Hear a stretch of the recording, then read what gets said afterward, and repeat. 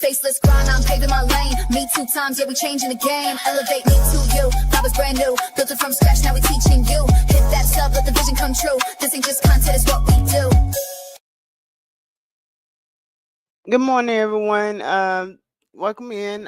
Today we're going to go over Instagram growth blueprint. This is going to be a little course. It's about 2.5 hours or more, a little bit over 2.5 hours. And it will give you a lot of valuable information. Y'all have a wonderful, wonderful view. And as y'all come in, please hit the like and subscribe button if you're not subscribed yet. And we do have more courses coming. Well, I still have more courses coming. YouTube and YouTube SEO and ChatGPT. And there's another one too. So stay tuned.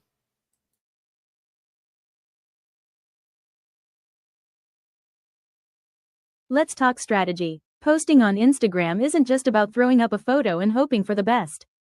This blueprint gives you real methods that work in 2025, from timing your posts to avoiding the dreaded Instagram jail.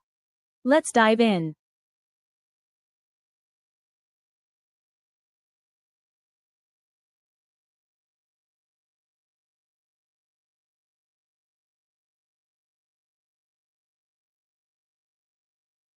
Let's talk 4 pillars to your first up, priming your posts. This means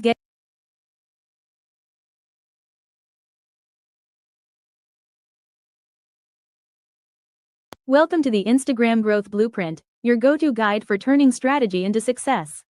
I'm Me 2 Times, and in this video, we're breaking down the exact steps to grow, engage, and convert using Instagram, especially if you're starting from scratch.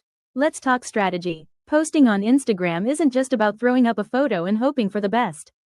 This blueprint gives you real methods that work in 2025, from timing your posts to avoiding the dreaded Instagram jail. Let's dive in. There are 4 pillars to your posting success. Prime your posts so they grab attention fast. Understand the timing, yes, it matters. Use calls to action that actually convert. And play it smart to avoid Instagram bans. We'll break each one down step by step. First up, priming your posts. This means getting your content camera ready before it hits the feed. That includes design, caption, hashtags, and more. Think of it like prepping a meal before serving it. Presentation makes all the difference. Now let's walk through an example together. Watch closely as she shows you how to prime a post that's built to perform. To see if a reel or a piece of content is worth pushing out to more viewers. Now the question is, how do you get that engagement started?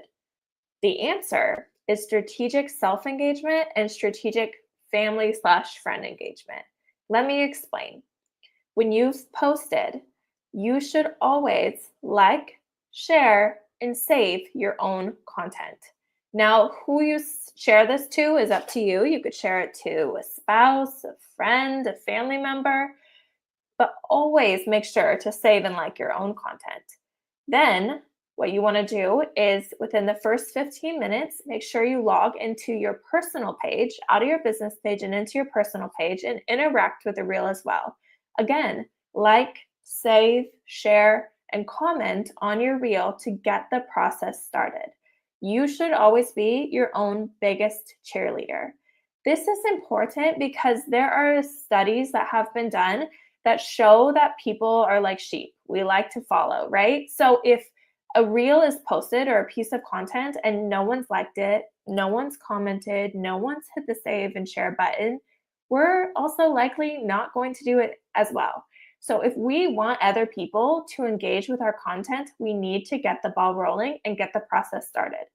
So start with yourself. You always are able to do this on your own account, on your business account, but then also have a trusted family member or friend who is willing to do this for you as well. So maybe you have someone that you're going to send this to. They know that you send them your content every day.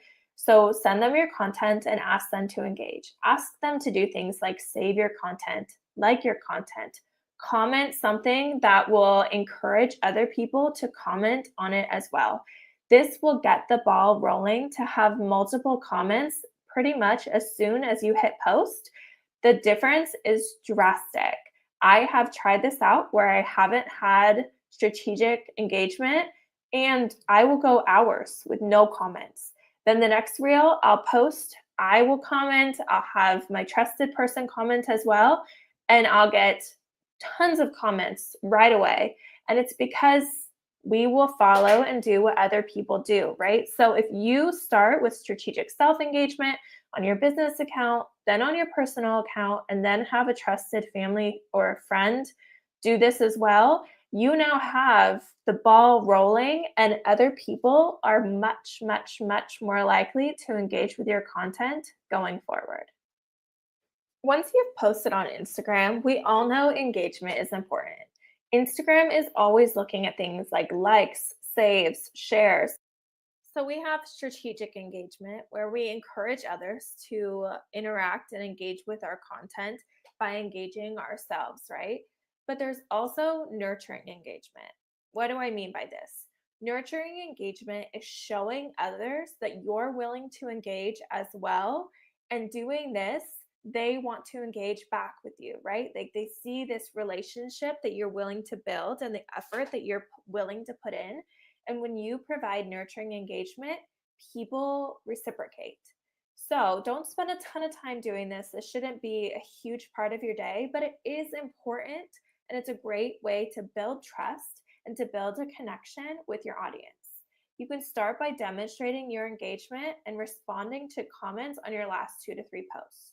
So if you post, instead of worrying about what's actively happening on that post that you just posted, do your strategic engagement and then go back to your last 2 to 3 posts and show your appreciation by liking the comments and creating responses to the comments that have questions and making sure that you're responding and creating an atmosphere where people feel like they're going to get a response from you.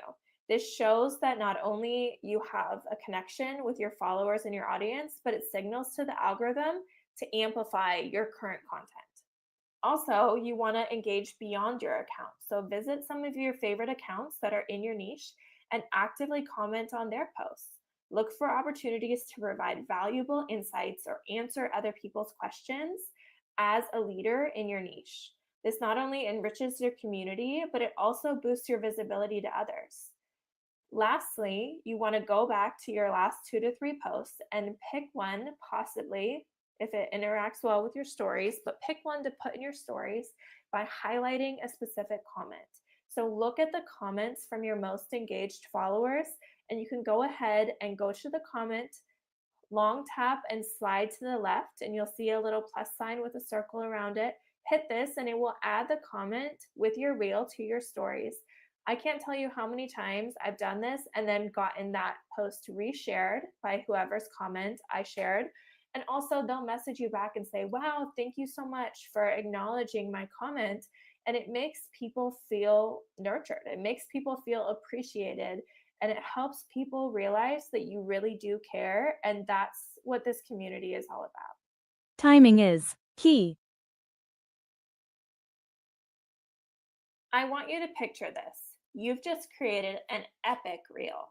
You fine-tuned your captions, you nailed the keywords in SEO, you know it's good. The hook is there, the visuals are there, but it totally flops. Ugh, the frustration. Why did it flop when you know it was a good piece of content? Well, let's talk timing. The algorithm loves to give attention to new content.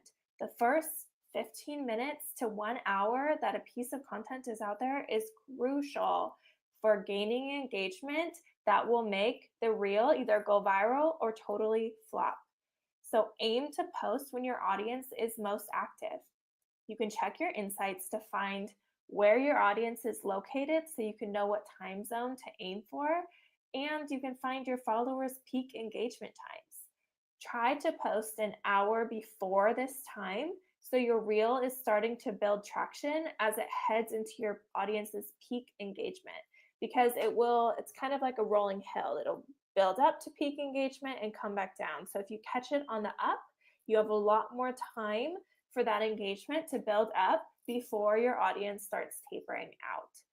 I personally post 2 times a day, one in the morning when I first wake up and one at lunch when I have my break in the day. That works best for my audience's time. But you want to play around and see what works best for your audience.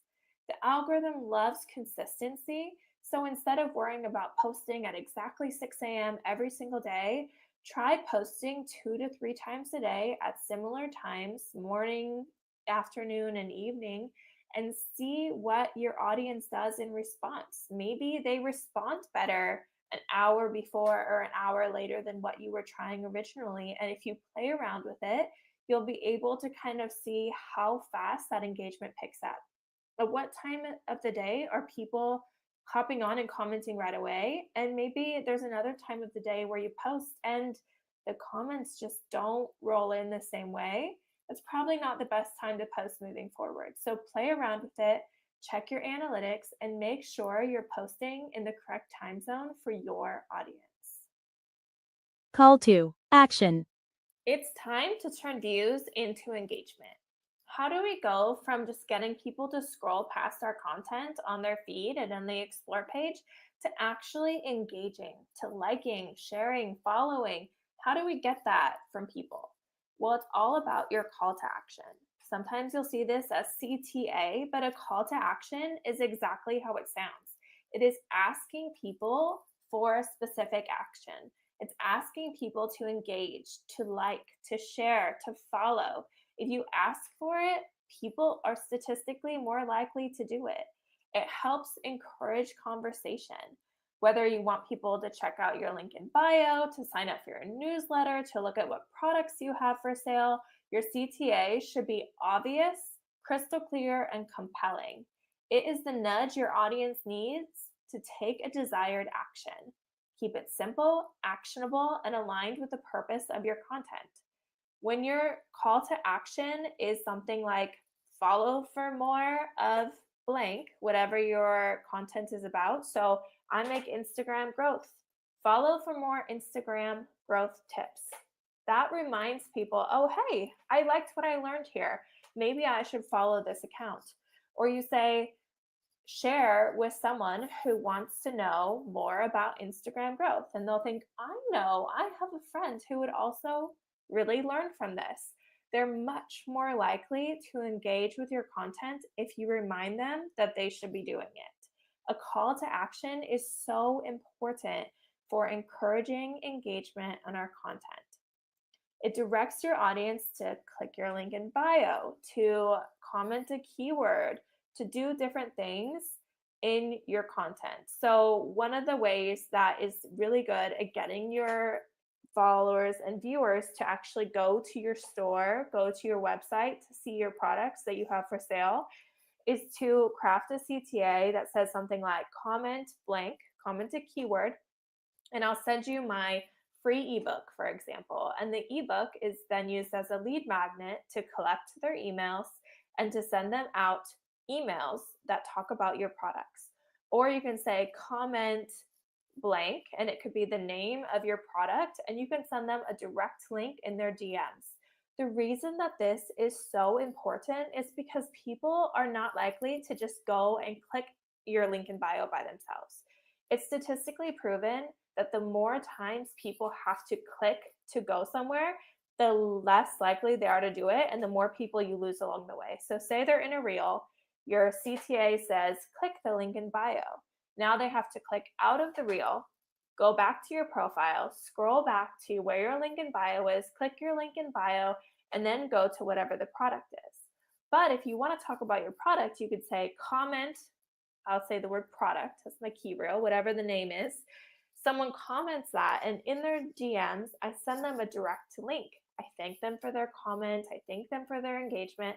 Send them a direct link. Now, all of a sudden, all they have to do is click one button, and they're at the product page. This is so much better for actually getting people to see what you want them to see and engage in the way you want them to engage. It is so much more productive. And when you remember with the algorithm, if you get in someone's DMs, they're more likely to see your content in the future. So not only is it beneficial for engagement, it's beneficial for getting eyes on your content.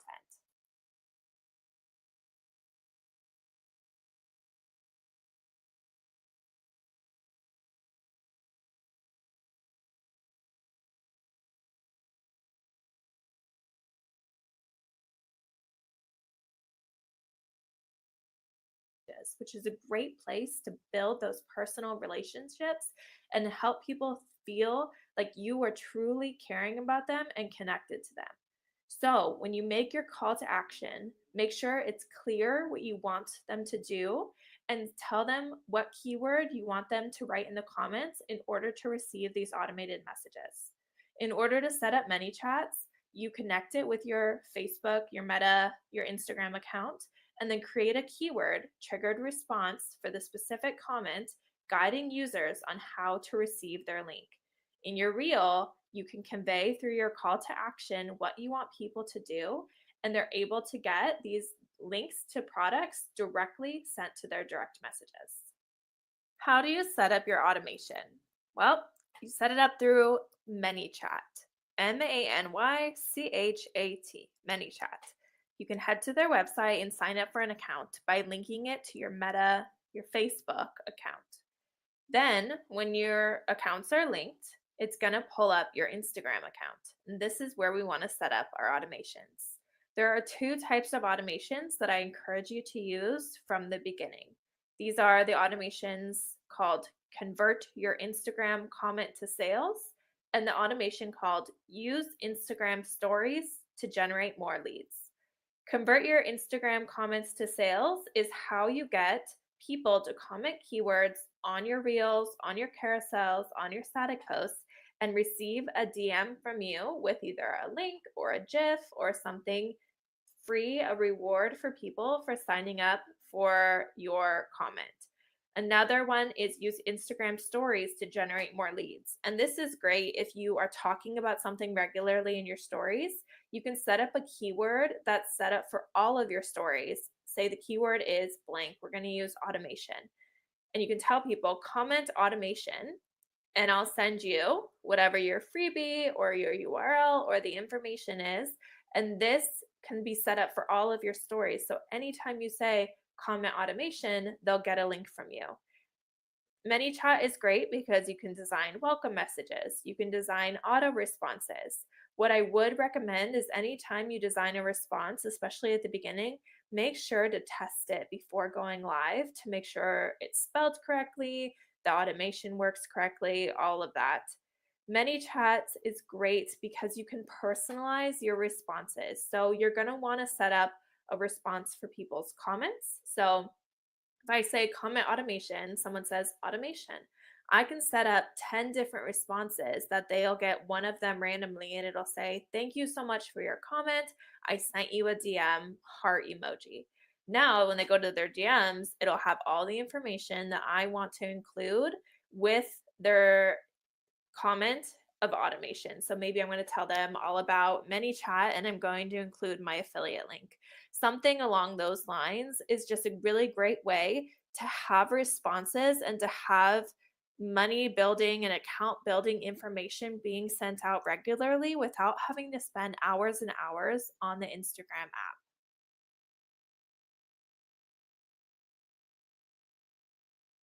There are so many new accounts popping up every single day that if Instagram doesn't tighten its restrictions, spam accounts will just get out of hand.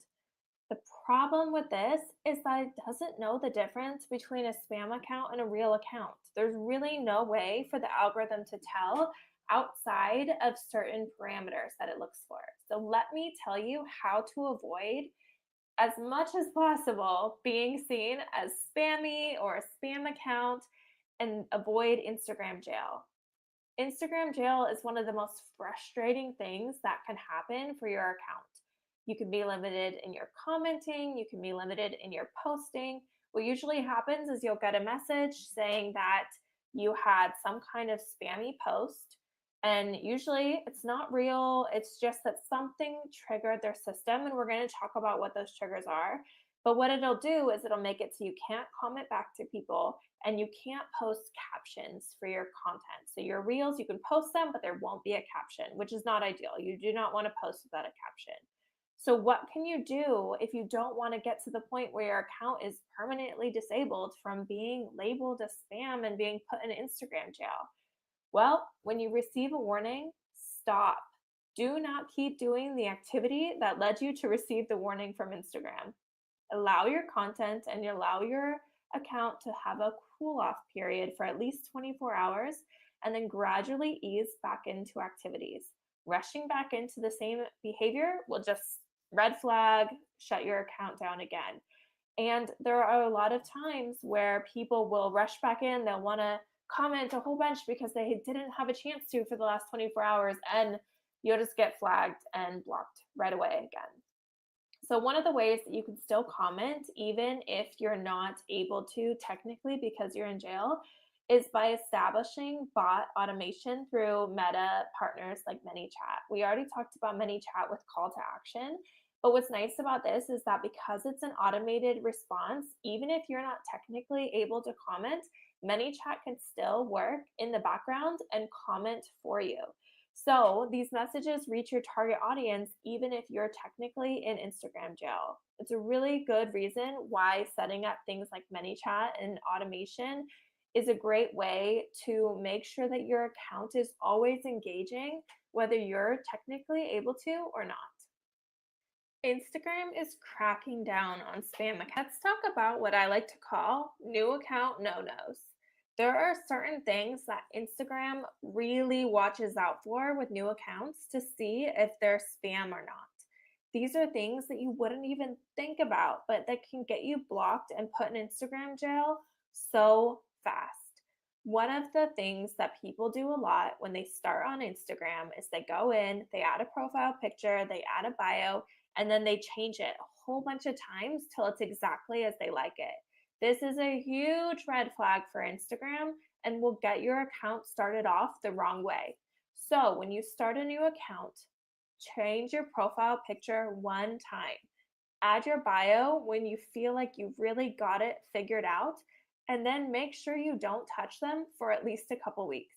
And then when you do edit them, wait another couple weeks. Do not edit them multiple times in a row, or it will get marked as spam because this is seen as a spammy behavior. We've talked about engaging with other accounts, and we've talked about engaging on Instagram, but make sure you avoid excessive engagement. If you just go out and spend hours commenting on posts and liking posts, instead of growing your account, what this is going to do is it's going to flag you as having spammy behavior, because that's what spam accounts do. They go out and they comment like crazy. So when your account is new within the first 6 months to a year, make sure you limit your time on engagement strategy to 15 minutes or less.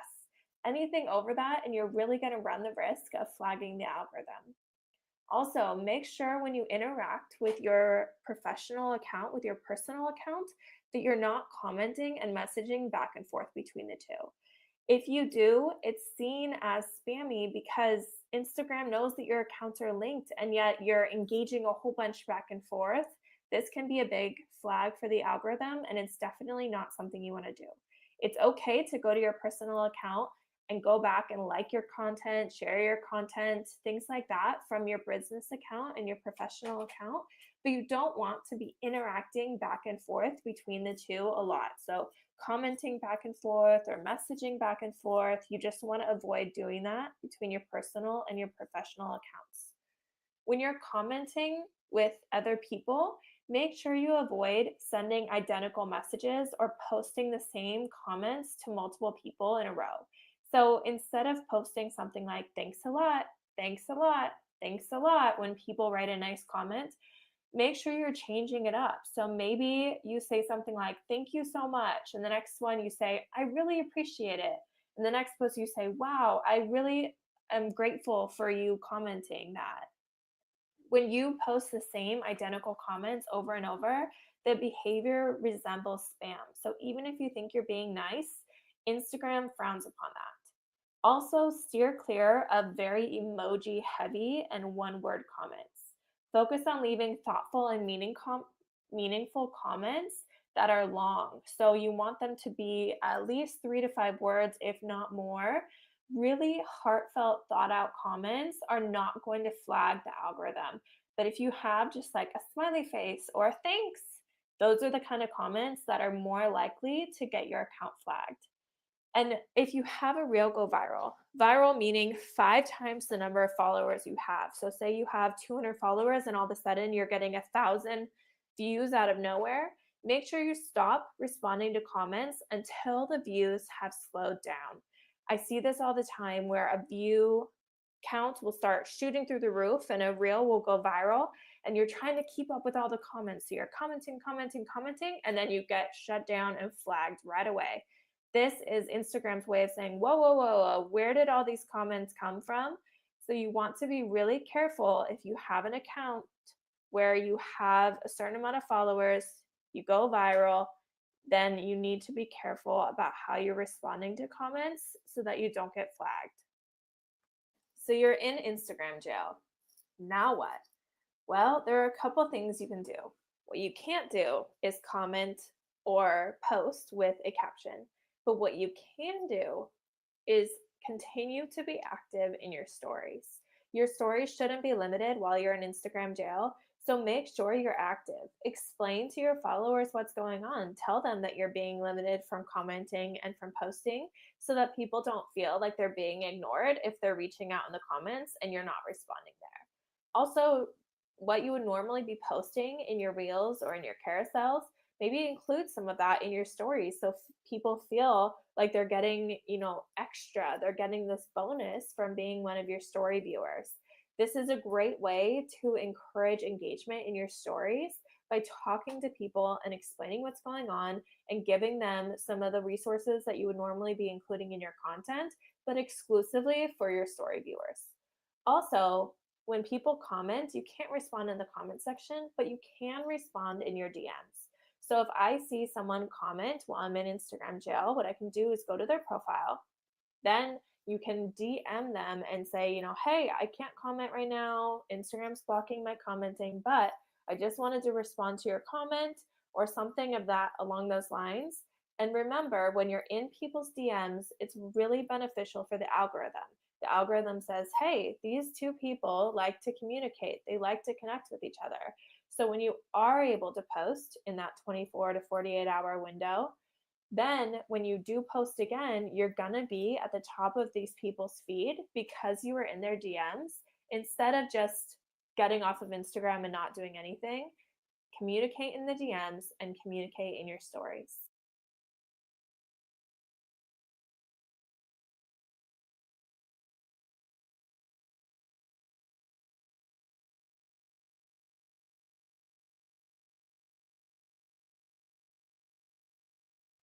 Understanding hashtags and SEO keywords on Instagram is so important for optimizing your posts and reaching your target audience effectively. Let's break down what you need to know about hashtags. Hashtags categorize your content, make it discoverable to a wider audience beyond your followers. When people use the search bar on Instagram and they're searching terms and phrases that they find interesting, hashtags help pull up your content to someone who's never viewed your account before. Make sure you use hashtags that relate directly to your content and your niche. You want to balance between popular and niche specific hashtags in order to maximize your visibility. When you use a broad hashtag like travel, make sure to also include a specific hashtag like the location that you're traveling. Research popular and trending hashtags in your niche by looking at larger accounts and seeing what hashtags they're actively using to know what's working right now. You also want to create branded hashtags that are unique to your brand and your account. If you're a location-based service, you also want to have location-based hashtags so you can target your local audience. Make sure to check out the competition and engagement levels of hashtags before you use them, and that way you can reach a really large audience on Instagram without having to have a large follower count. SEO keywords on Instagram are words or phrases that users commonly search for that are related to your content. SEO stands for Search Engine Optimization. SEO keywords help an Instagram search engine understand your content and the context of it. It helps improve your chances of appearing in relevant search results. Make sure to include relevant keywords in your bio, your profile name, in your captions, your comments, and your stories in order to enhance discoverability. Make sure to use tools like Instagram Insights and Analytics and keyword research tools online to help identify relevant keywords for your niche.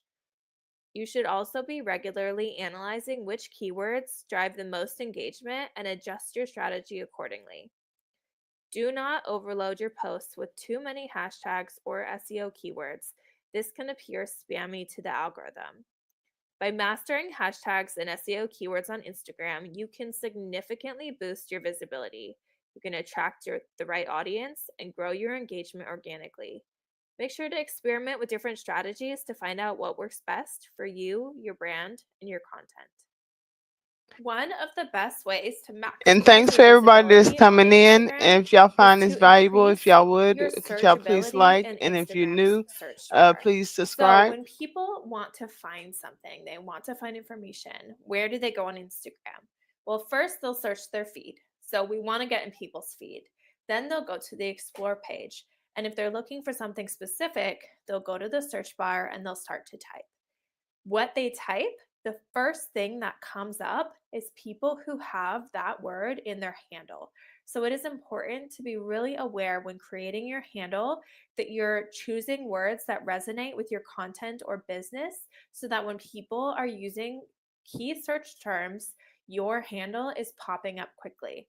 Keep it short, keep it easy to remember so people aren't having to type blank blank 1 2 3 5 6 7. They don't want all of that. Keep it short and sweet and avoid using complex characters and symbols in your handle. Also, if your location is relevant to your business, make sure to include that in your bio, in your handle, whatever it's possible, because people might search whatever the keyword is and then search for your area. And if you're location specific, that's really important. Be careful about using words that Instagram is blocking as kind of spammy. Be careful about words if you're in digital marketing specifically, like freedom, passive, wealth, free, faceless, MRR, and money. These kind of things get flagged by Instagram as spam because there are a lot of spam accounts that are creating fake accounts to get people to spend money with them or to do something that is spammy. And these are words that tend to be used quite often. There are so many users and content creators that are all trying to get the same attention out there and standing out. It's required that you think about things like SEO and keywords and hashtags.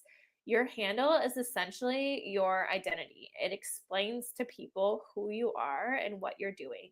It is a search term, it is searchable. So create a unique handle that goes with your niche and is the foundation for your Instagram journey. Are using when they're posting that kind of content. Also, look for branded hashtags in your community. So go look at big creators who are creating content like yours and see what kind of hashtags they're using that you might not have thought about including in your content before. Captions for your content are not just about providing context to what's going on. They're an opportunity for you to use keywords and hashtags to increase your discoverability on Instagram. Instagram doesn't know Hey, what you're Marty. posting about if you don't tell them.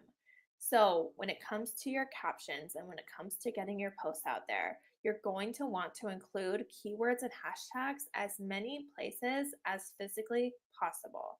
You want to create captions that are engaging and keyword rich.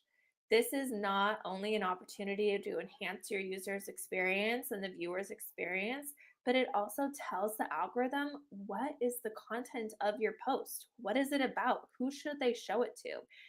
Instagram knows what people are interested in. It spends all of its algorithm time finding out people's specific interests. So if you tell them, I just created this post and it's for this type of person, they're going to know who to send it to. But if you don't explain to them using keywords, using SEO, using hashtags, they don't know who to send it to, which means that they're going to send it to a couple of your followers. If your followers don't engage, well, that's about as far as the reel or the piece of content is going to go. So we want to include relevant keywords in our captions. I recommend adding at least 10 keywords, even just in a little mini paragraph at the bottom, but also include keywords throughout the caption. So what is a keyword? A keyword is a search term. Think about, I'm going to post about my dog. I'm going to post something funny, and it's going to be about a dog jumping through a hoop and doing a trick. So what kind of keywords am I going to post? I'm going to post things like dog. What type of dog? It's a Labrador. Dog, Labrador, trick, funny, comedy, make you laugh. What are things that people are going to search who would enjoy seeing that type of content? There's some really great AI out there nowadays where you can put in, this is what my content is, and it will give you keywords that you can add to your caption. Make sure you use popular and niche specific hashtags. So when you're adding hashtags, you can see how many times that hashtag has been used. If it's been used millions and millions of times, yes, you have a lot of competition, but it also means it's being searched a lot. So go ahead and use that. And then also use things that are way more narrow to your niche, more like 50,000 uses, 25,000 uses. You can see when you add in the hashtag, maybe I'm going to put Labrador loves tricks, and see what kind of hashtag usage it has. I might just put dogs of Instagram, and it's going to have a big, wide variety of uses, but it would be good to include in my hashtags because people are probably searching dogs of Instagram quite often. You also want to think about creating a branded hashtag that you use every single time you post that's specific to your content and your business. When you're monitoring trending hashtags in your niche, you want to look at what's popular now. You can start looking up things that make sense for your niche and see what kind of hashtags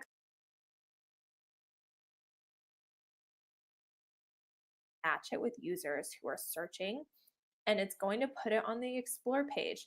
And people are more likely to click on your reel, to click on your content on the explore page if it makes sense for the key term that they were searching. Let's have some fun. We're going to play a little hide and seek with the algorithm.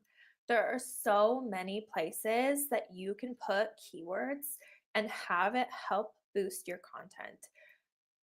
You can't get very far on Instagram without keywords. And there are people who won't post super long captions, but you will almost always see at least a couple hashtags and at least a couple keywords included in their caption because it tells the algorithm who you are and who you're posting for. So after you create your amazing piece of content, let's say it's a reel, we're going to sprinkle in some keywords in different places, and these are going to tell the algorithm who your ideal audience is when they go to type in the search bar looking for content and you want yours to show up. We're going to list out 10 to 30 relevant words, and we're going to create a list of what keywords make sense for that specific piece of content. I'm going to be talking about posting a trending audio post where I'm telling people about a specific trending audio that I think that they should use. So I'm going to use keywords like trending, audio, viral, Instagram growth, Instagram hack, Instagram tips and tricks, etc., etc. Things that people will look up that I want my content to pop up. Then when I have 10 to 30 relevant words, I'm going to shrink them down as small as possible. I'm going to add them to my reel and drag them off to the side. Now this has mixed reviews, responses of whether it works or not. The reality is that it doesn't hurt to try. It's not going to hurt your growth. It's not going to hurt anything. But if it helps, hey, that's just another place for the algorithm to find keywords, right? You also want to make sure keywords are in your handle. We're going to have them in our bio for sure because your bio needs to be very keyword heavy. We're going to have them in the cover photos that we use so people can see quickly what our content is about. We're going to have them in our captions, and we're going to have them on the screen in our content, in our reels. The algorithm's going to push these keywords out once they've picked them up and get our reel out to our ideal audience. When you showcase your reels to the right audience, then that's how it keeps growing, right? Because they're more likely to share, they're more likely to engage, they're more likely to do the things that Instagram wants because they actually want to see your content. If you use keywords that don't make sense for your content, Instagram's going to push it out to those people and they're going to say, I didn't want to see this. I wasn't looking this up. And it will actually hurt your engagement. So make sure that the keywords you're using make sense for the type of content that you are creating, because Instagram is going to use those keywords to. If you're having trouble coming up with keywords that might be relevant for your content and for your niche, I love to use ChatGPT and AI for idea recommendations and content recommendations, but it's also really great for hashtag and keyword recommendations. So I'm going to put in, hello, I'm a blank, fill in your niche, but let's just say a digital marketer on Instagram. I'm creating a reel about growing your account and making money online. Please tell me 20 SEO-friendly keywords I can use in my caption. And we'll give ChatGPT a chance to go ahead, and here we go. So it put And them I as do hashtags, apologize, but what but I'm going to it's do missing is some I would take these, steps, take away the or hashtag, the end of and make the a paragraph conversation. But I out will of post these these as individually keywords. also later. Monetize your passion, social media influencer, work from anywhere. These are great keywords. I would take this list, include it in my caption, make it small, include it in my reel, and make sure I'm using these in my reel, in the hook text, in the title, in all of the different areas that you can use keywords for optimum growth. Instagram posts, you can enhance their accessibility for visually impaired users, which is amazing, but you can also improve their visibility in search results. This will help boost your overall SEO on Instagram. One lesser known aspect of Instagram's SEO, search engine optimization, is the importance of alt text for images and carousels. Alt text, alternative text, is a description of an image that is read by screen readers to assist visually impaired users in understanding the content of the image. While Instagram is primarily a visual platform, adding alt text to your images and carousels can actually improve their discoverability. This is because search engines like Google index alt text, which means they can use it to understand the content of your post better. By adding relevant keywords to your alt text, you can potentially improve the visibility of your posts. So how do we do this? Good How do morning, we add Dottie. alt Yeah, text? thanks for What you're coming. going to do is you're going to add a photo or add a carousel, hit next. And when you're in the screen to write your caption, scroll all the way down to the bottom, go to Advanced Settings, scroll down again, and here it says Accessibility Write Alt Text. Click on here, and this is where you're going to describe your photo or your carousel, and make sure to use keywords here. By consistently adding alt text to your. Another place Instagram goes to look for keywords to know who Let to me show fix your this content just a to moment. is your description. You don't want this on your main page.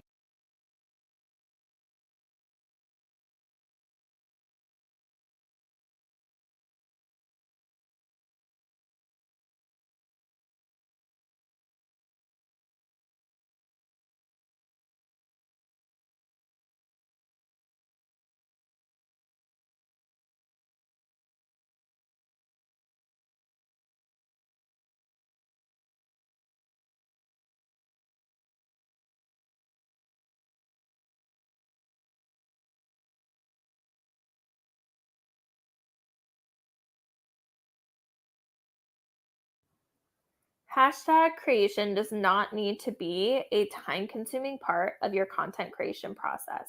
When it comes to hashtags, use similar hashtags in your content. If you're using the same hashtags over and over and over, Instagram starts to understand that that is what your account is about.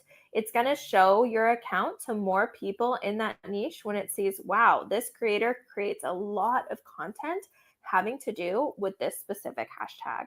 Now, when you come up with your hashtag grouping, copy it, then go to your phone, go to settings, go to. Welcome to the Instagram Growth Blueprint. Sorry, I'm messing up.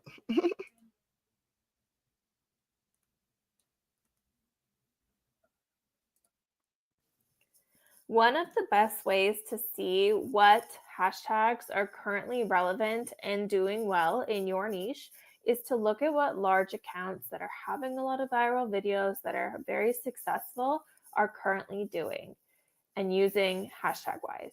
So you can look at the large accounts themselves, or you can go to search.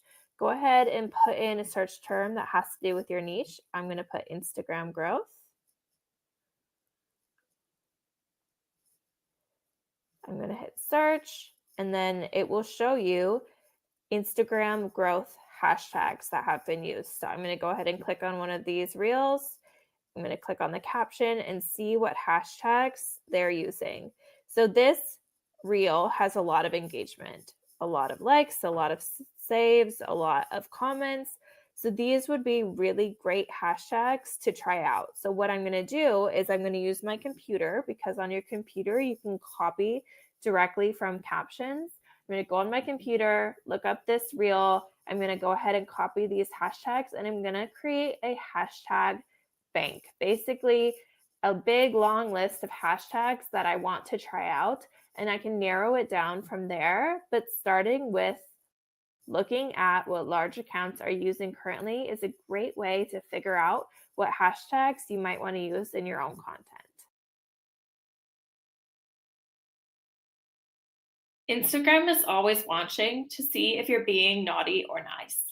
Now, there are banned hashtags and there are trigger words, and you might think, well, I would never use those. I mean, most of them are inappropriate or make sense that they would be banned, right? But Instagram has a naughty list of hashtags that you might not even think about. Like, one of the examples is make money online. This can really get you in trouble. If you're using a banned hashtag and your content only gets shown to your current followers, Instagram could flag your account as a spam account, and it can flag you for going against community guidelines, even if you had no idea that that's what you were doing. And it'll limit your reach, right? Once they realize that you're using a banned hashtag, they're not going to send it out to any other people because they don't want that kind of content getting out of there. So, in order to avoid this, you can go to a website called Meta Hashtags, to check if your hashtags are banned. It is a great way to know if you're being safe on Instagram. So simply copy and paste your hashtags that you want to check. You can just paste the whole paragraph of them. Some hashtags are banned forever and some just for a certain period of time. So it's always really important to check your hashtags before you include them in your content.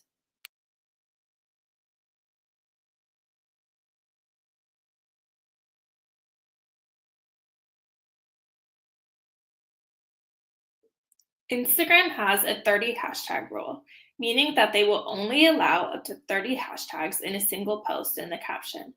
You can use all 30, you can use less, you can use a couple, you can use none. Let's talk about the pros and cons of how many hashtags to use. Start with using all 30. Using all 30 hashtags not only provides a really broad spectrum of categorization for your content, but it maximizes the chance of your post being discovered by a viewer who is actively searching for or following the specific hashtag you use. The more hashtags you use, the more likely you are to be discovered. The 30 hashtag allowance makes it so your content can be categorized across a wide range of topics and can appeal to a diverse audience.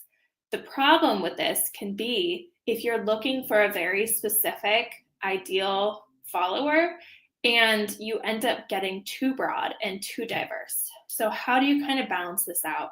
My recommendation is when you're starting, use more hashtags. And as you are kind of narrowing in on your ideal follower and your ideal niche, start taking out hashtags that are not being as productive. You can ask your followers, how did you find my account? What hashtag did you search for? People are happy to share that kind of information. And so if they say, I stumbled upon your account because of blank hashtag, make sure you keep using that hashtag, but maybe remove a couple of the others along the way and see what you can kind of filter out that may not be necessary. Maybe you're an account that talks about real estate and you have a hashtag that talks about selling houses, but you're helping people buy houses. It may not be relevant to your ideal follower. So let's start with more, take them out as we go, and we'll ideally work down to about 3 to 10 hashtags, but this comes with the growth of your account.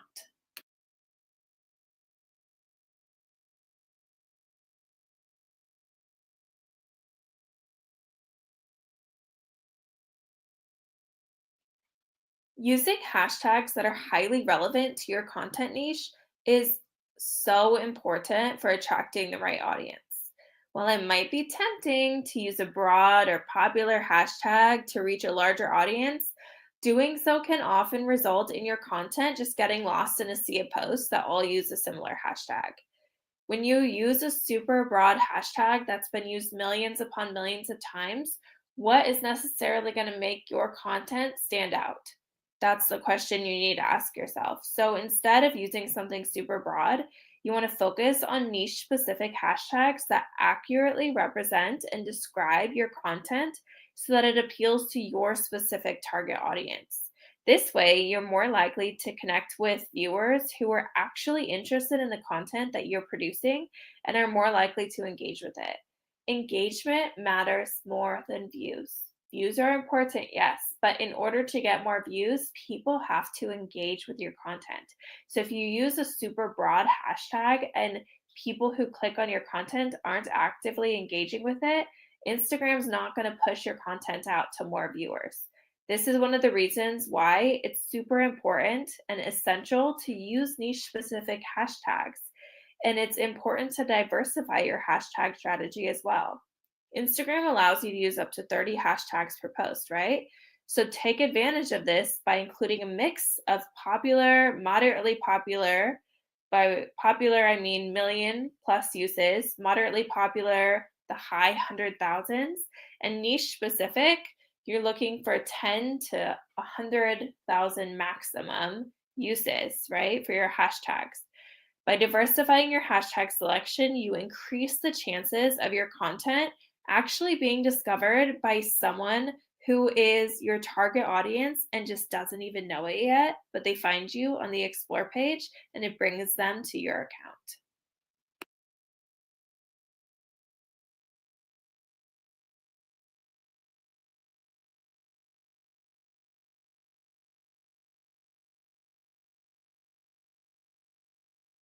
It's a great question, and I think it's one that people are always trying to understand.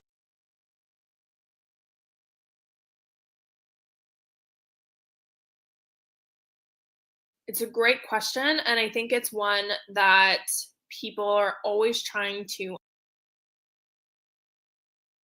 It's a great question, and I think it's one that people are always trying to understand, and it's something that you really I have finally got it to get a straight, y'all. grasp Sorry. on before you can grow on Instagram, which is why we're starting with a discussion about the algorithm, because the reality is that the algorithm plays a huge role in whether your content gets seen or not, but it's not what people make it out to be.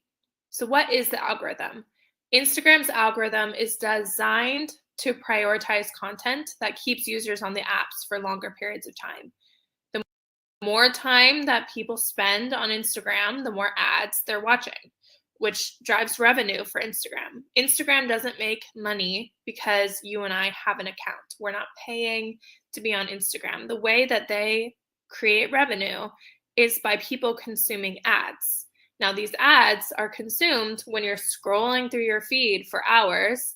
And in order to do that, there has to be content that grabs your attention. So the algorithm is constantly moving things around to create a feed that's specialized for you and will keep you on their app as long as possible so you consume more of those ads.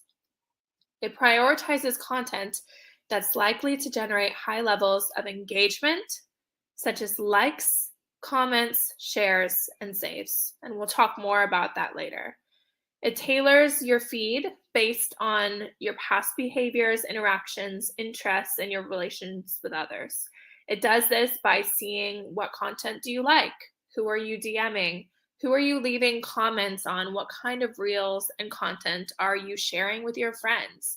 Those are all things that the algorithm takes into consideration when it's deciding what to show on someone's feed. Now, what is the algorithm not? It's not some AI robot in the sky with a fixed set of rules on what's good and bad on Instagram. It's not out to get you. It's not deciding from day one that you're not worth showing your content to people or who's like going to be amazing right from the start. What it does is it uses this coding that's been created to see what people are engaging with. Engagement, engagement, engagement. That's what we're going to focus on here, because that is what will get your reels and your content seen by more people. The algorithm is continuously changing based on user feedback and our favorite thing, platform updates. I say platform updates sarcastically because for a lot of us, it is frustrating, but that's because the algorithm's always changing, which means you're always having to learn to adapt to whatever those changes are. But you just have to understand that its primary goal is to enhance user experience. It's not out to penalize you or to penalize specific users and content creators. And by understanding these aspects of the algorithm, we can help you develop effective strategies to maximize your visibility and increase your engagement on Instagram. Understanding the algorithm is a huge benefit to growing your account online and will get you more views on your content and more engagement and interaction, which is the ultimate goal.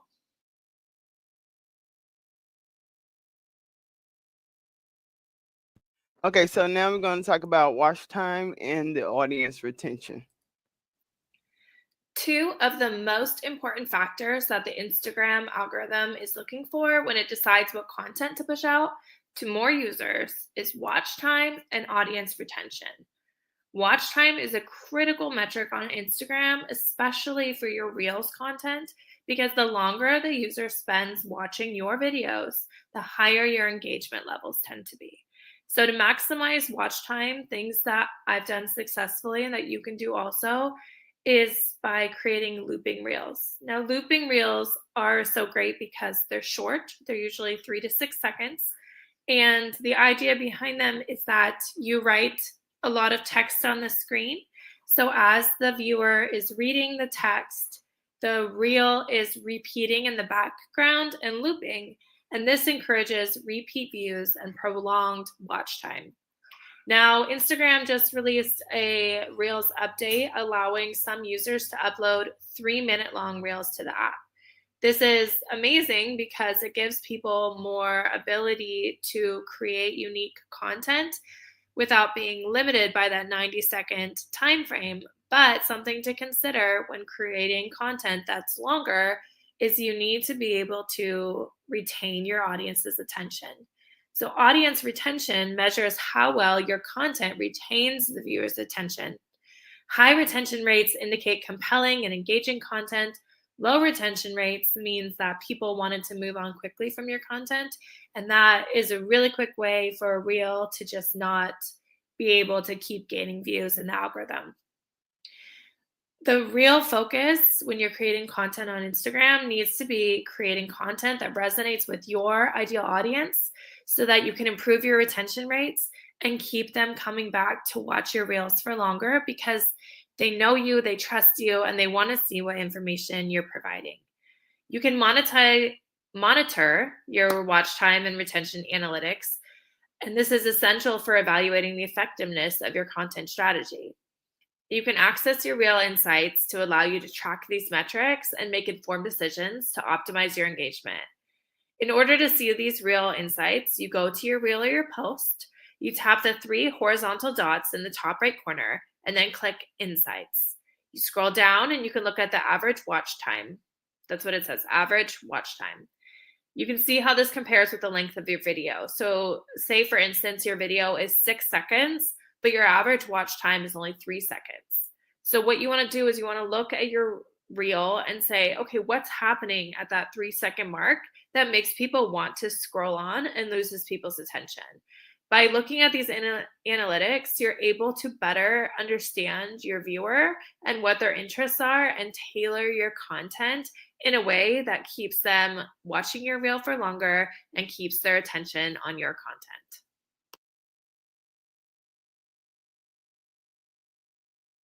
Okay, so now we're going to go over the 3 algorithms for Instagram. And this one is, the first one is going to be Reels. Okay. There are 3 algorithms that Instagram uses and combines together to create one larger algorithm. These algorithms are the Reels algorithm, Explore algorithm, and the Search algorithm. We're going to talk about the Reels algorithm. This algorithm considers the following signals to determine what Reels to show people.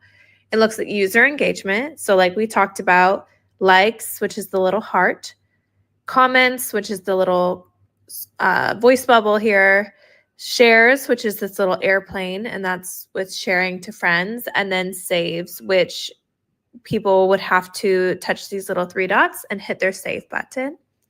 Then it looks at interaction history of the content creator. So something that impacts whether your reels are shown to people is, are you interacting with other creators? Are you interacting with people in your comments? Are you in people's direct messages? One of the best ways to get your reels on the top of someone's feed is to be direct messaging them. We'll talk later about ways to get into people's direct messages without seeming spammy or like you're just cold messaging them. But this is a really important step of the process in order to get your reels seen by more people. Lastly, the Reels looks at audio and popularity of the type of post and the trend. So following trends is a really big part of Reel growth and being able to grow your account. So when you see people using the same trend over and over and over, and the same audio over and over, it's a pretty good sign that it might be a trend that you would want to hop on for your account too. And this is one of the best ways to grow your account because people are interested. There's a reason it's a trend. People are wanting that content in that moment. And that's the best time to hop on to something, is when people are really, really into viewing those type of reels. When I was talking about audio, we'll go more into trending audio in depth in a later time. But if you look at the little square at the bottom right-hand corner, it has a little music note next to it. You can click on it. I use this audio at under 1,000 uses. And now it's at the top, you can see it says trending, and then it says 22.5 thousand uses. So it's been used over and over and over thousands of times since I used it. And that also will push your reels forward into people's pages and onto their explore page and their search page, because Instagram likes to push trending audios because it shows that people are interested in that sound. They're interested in what you have to show. My top recommendation, if you're just getting started in creating reels, is to create looping reels. As you can see, this reel is playing in the background, but it kind of looks continuous. The hand is circling in a motion that starts and stops in a similar position. The music is repeating itself without any words, so it sounds kind of like it could keep going. And there's a lot of text on the screen. So as people are reading the text, the reel is looping multiple times in the background, and you're getting more views, which leads to more engagement, which leads to Instagram showing the reel to more people. This reel was shown to 1.9 million people because I used a trending audio early. I created a looping reel so that it played more often. I included a lot of text on screen and in my captions so people would have even more text to read while the video was repeating in the background. And I wrote a point of view about something that was trending in the moment that a lot of people had opinions on. These are all ways to get the Reels algorithm to grab onto your content and to show it to more people. Okay, so the second algorithm is the Explorer. Sorry. The next algorithm we're going to talk about is the Explore algorithm. The Explore algorithm prioritizes content on your Explore page. So what this is if you go down to the bottom of your Instagram account, there's a little magnifying glass. Click on that, and Instagram will show you your Explore page. A lot of people come here when they feel like there's something they're searching for and they want to use the search bar, or if they feel like their feed just isn't what they're looking for in any given moment and they want to see a more round image of what Instagram thinks is interesting to them. So the way that Instagram figures out what to put on this exact page is based off of different things. So one of them being the metrics of the individual post. So the posts that pop up here are going to be posts that have a lot of likes, that have a lot of saves, comments, shares. Those are going to be the posts that are going to pop up on your Explore page. It's also based off of your past interaction history with a specific content creator. So if I tend to click on a specific content creator's post when it's on my Explore page, well, guess what? More of their posts and more of their reels are going to pop up on my Explore page. Also, just details about the way that I interact with this creator outside of the Explore page. So maybe I've gone to their Instagram page before and I've liked something, or I've shared one of their reels with a friend. Instagram is going to show me more of their content on the Explore page. So our goal is to wind up on this page, right? Like that is the big goal, is to pop up on people's feed, which was the Reels algorithm, and Explore page, which is the Explore algorithm. So one of the big ways that we can work on coming on to the Explore algorithm for other people is by increasing our engagement. So increasing people liking our posts, increasing the way that people share our content, increasing all of those things are going to help us pop up on the Explore page. Something else that's really beneficial for your Explore page is using it to help Instagram know who you are and what your interests are for pushing out your content to other people. So what I like to do is I like to come into the Explore page every now and then and remind Instagram what my interests are. So I can see right now there's a Taylor Swift post on here. It doesn't really have anything to do with digital marketing or Instagram growth. So I'm going to click on it. And then I'm going to go to the three little dots in the corner and I'm going to press not interested. This tells Instagram that I'm not interested in having this in my Explore page because I want my Explore page to be really focused on my personal niche. So you can do the same for your niche. Maybe your niche is real estate. Maybe your niche is digital marketing. You want the posts that pop up on your Explore page to be connected to your account. So Instagram just has a more round image of who you are. So I'm also going to go in for a band that I like, but I want it to be on my personal page, not my business page. So I'm going to say not interested. And I can also say, don't suggest posts from them, manage my content preferences, but I'm just going to go through and do a couple. And I see some that are very Instagram growth specific, which is my niche. So I'm going to click on them and I'm going to say that I'm going to save this and it will let Instagram know I'm interested in seeing more posts like that in the future. So that is how you can use the Instagram Explore page. And remember, our biggest goal is to get on this page if we want to reach new audience and a new following and people outside of our current followers. And the best way to do that is to increase engagements on our content. Good morning, Lipstick and Gossip. And I will be posting these in videos once I'm done. So, and this is like a full course on the IG. So it's going to be very, very useful. Okay, and one more thing. This is the last algorithm in IG, which is the search algorithm. The last of the three algorithms is the search algorithm. Now, the Reels algorithm is why people will pop up on your main feed. Then when you go to search, the Explore algorithm is why people will pop up on your Explore feed. Lastly is the search algorithm, which is why people will pop up when you search. So let's use digital marketing as an example. We're going to hit search and put in digital marketing.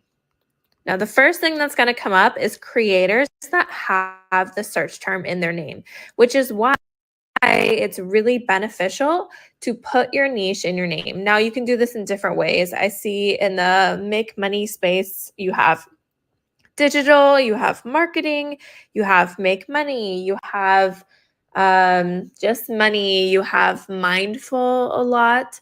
Words like that tend to pop up in the making money online niche. And if you have it in your username, then it will come up here. Also, you want to put it in your name on your profile. So it will say things like, for example, it says Trisha, then it says Etsy, digital marketing. So people can know just from this little snippet without even seeing her bio that she talks about Etsy, she talks about digital marketing. Below her, Kyla talks about digital marketing and passive income. The reason they're coming up on this search page is because they have it in their username and they have it in their name in their bio.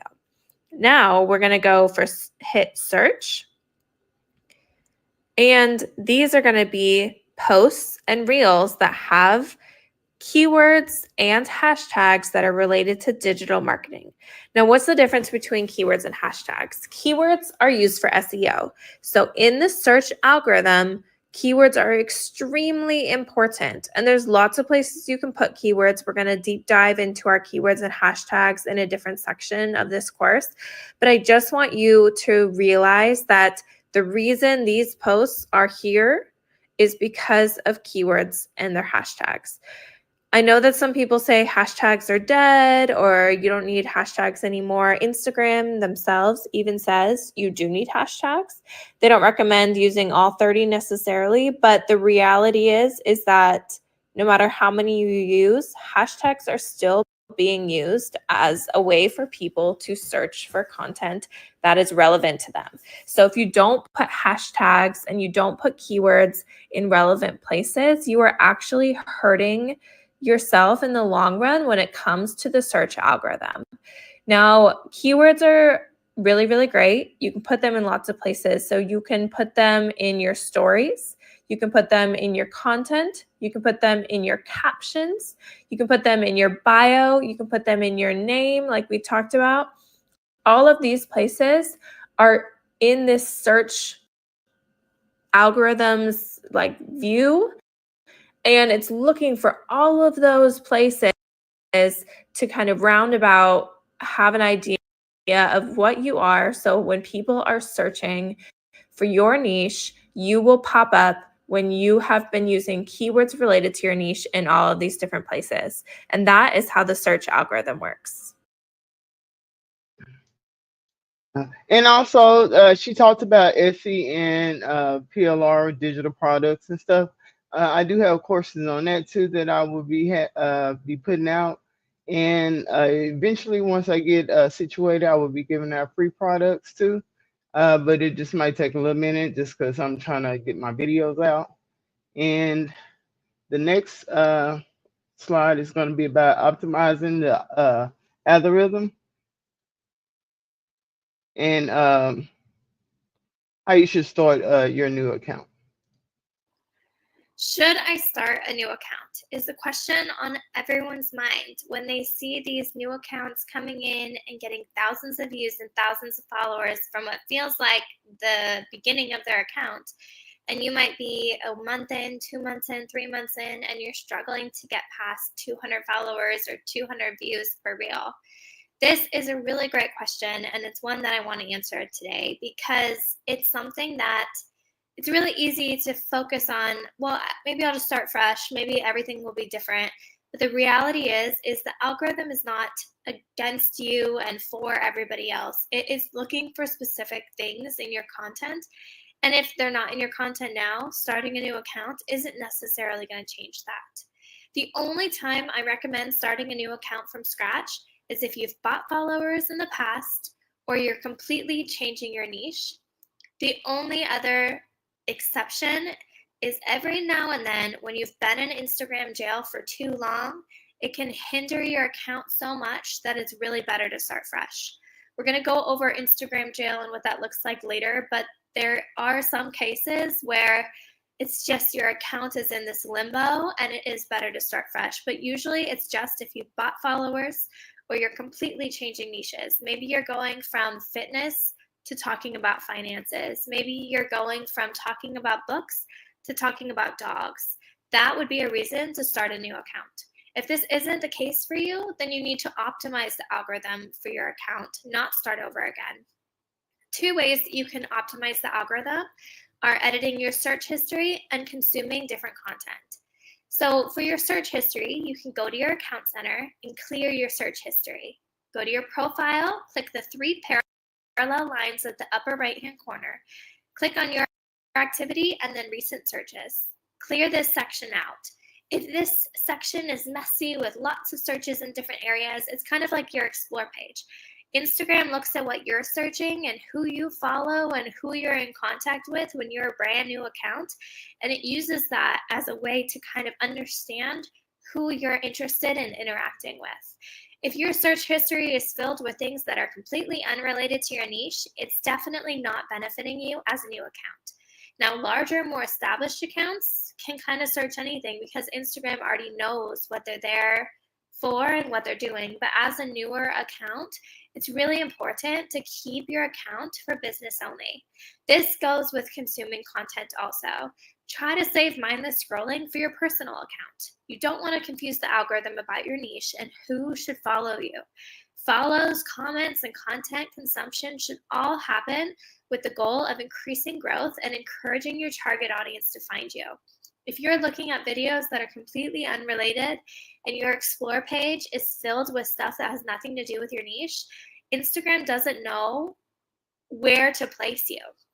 So when people are looking up digital marketers or physical therapists or whatever your niche is, it's harder for them to find you if Instagram is confused about who you are and what you do. So instead of starting fresh, clear your search history and clear your explore page. We talked in the last video about saying not interested or interested in things that are related to your niche, and see if that helps your account grow faster.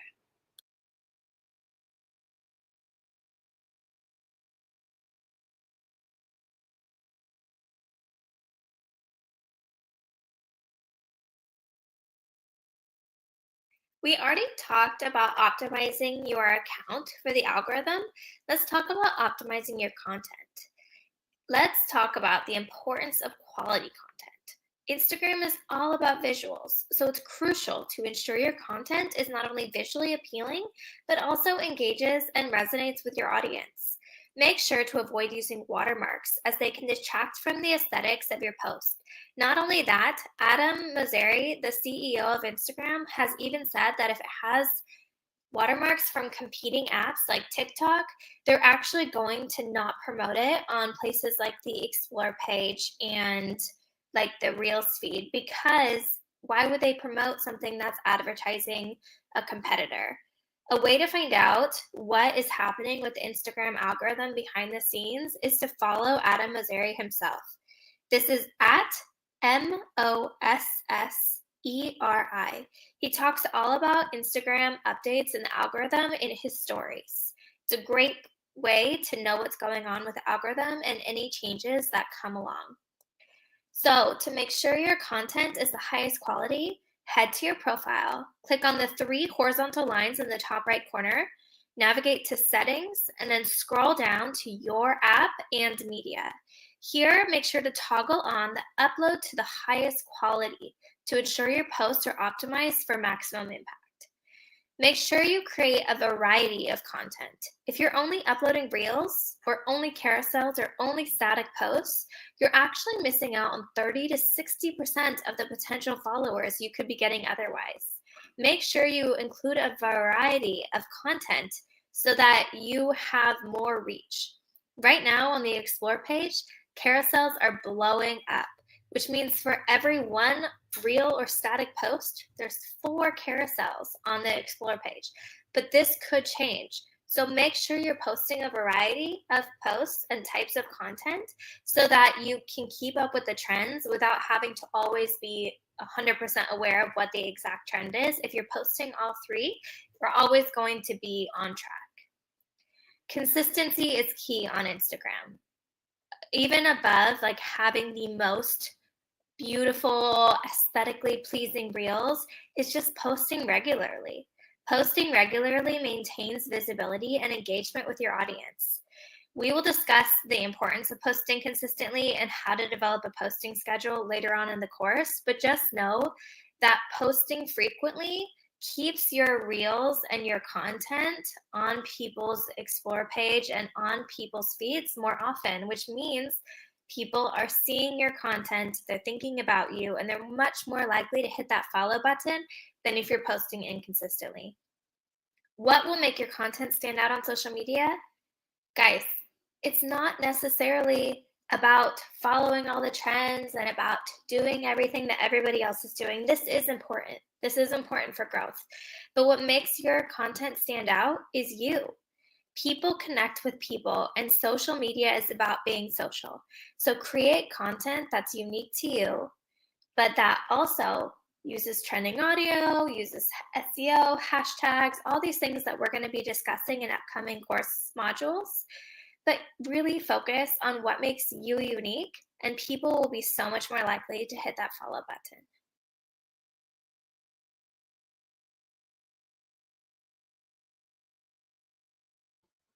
Now we're finna move into finding your target audience. How do you find your target audience? I think this might be the most frequently asked question in the Instagram growth space. If your content is not reaching your desired audience, it's probably because you're placing too much emphasis on defining your target audience rather than understanding their preferences and needs. Instead of fixating on a specific demographic like women in their 30s who are moms and have a career outside of the home, shift your focus away from the concept of this rigid target audience and instead shift your mindset toward the results you want your followers to achieve. The result is the key attraction for people visiting your page. In the case of an Instagram growth coach, the focus on aiding individuals in expanding their Instagram presence for daily sales through digital products is the goal and the result. It's not about pinpointing the audience, it's about delivering the results that the page has to offer. So the question to ask yourself is this: what does your page aim to achieve? What free offerings and freebies will followers receive from being a member of your community? Having a clear outcome for your content naturally draws in those seeking the result. Abandon the notion of a demographic specific target audience and instead consider what value people will gain by following you. We're in a day and age where there are so many people creating content every single day. The competition has never been fiercer for gaining followers. People will only follow you if they feel like they're going to gain something from you. I know it sounds kind of selfish, but the reality is people aren't going to follow an account if they don't feel like they're going to get something back. And that might be humor. It might be that you make them laugh. It might be education. It might be that you teach them something. But there has to be something gained, a result that the people can see being successful through your content in order to hit that follow button and want to view more from you. How do you reach this target audience? It's all about engagement. Your content is not getting pushed out to more people who are like your target audience because you're not giving people a reason to engage with your content. Instagram boosts content when there's more engagement. Encourage things like likes, saves, shares, and comments on your reels without explicitly asking.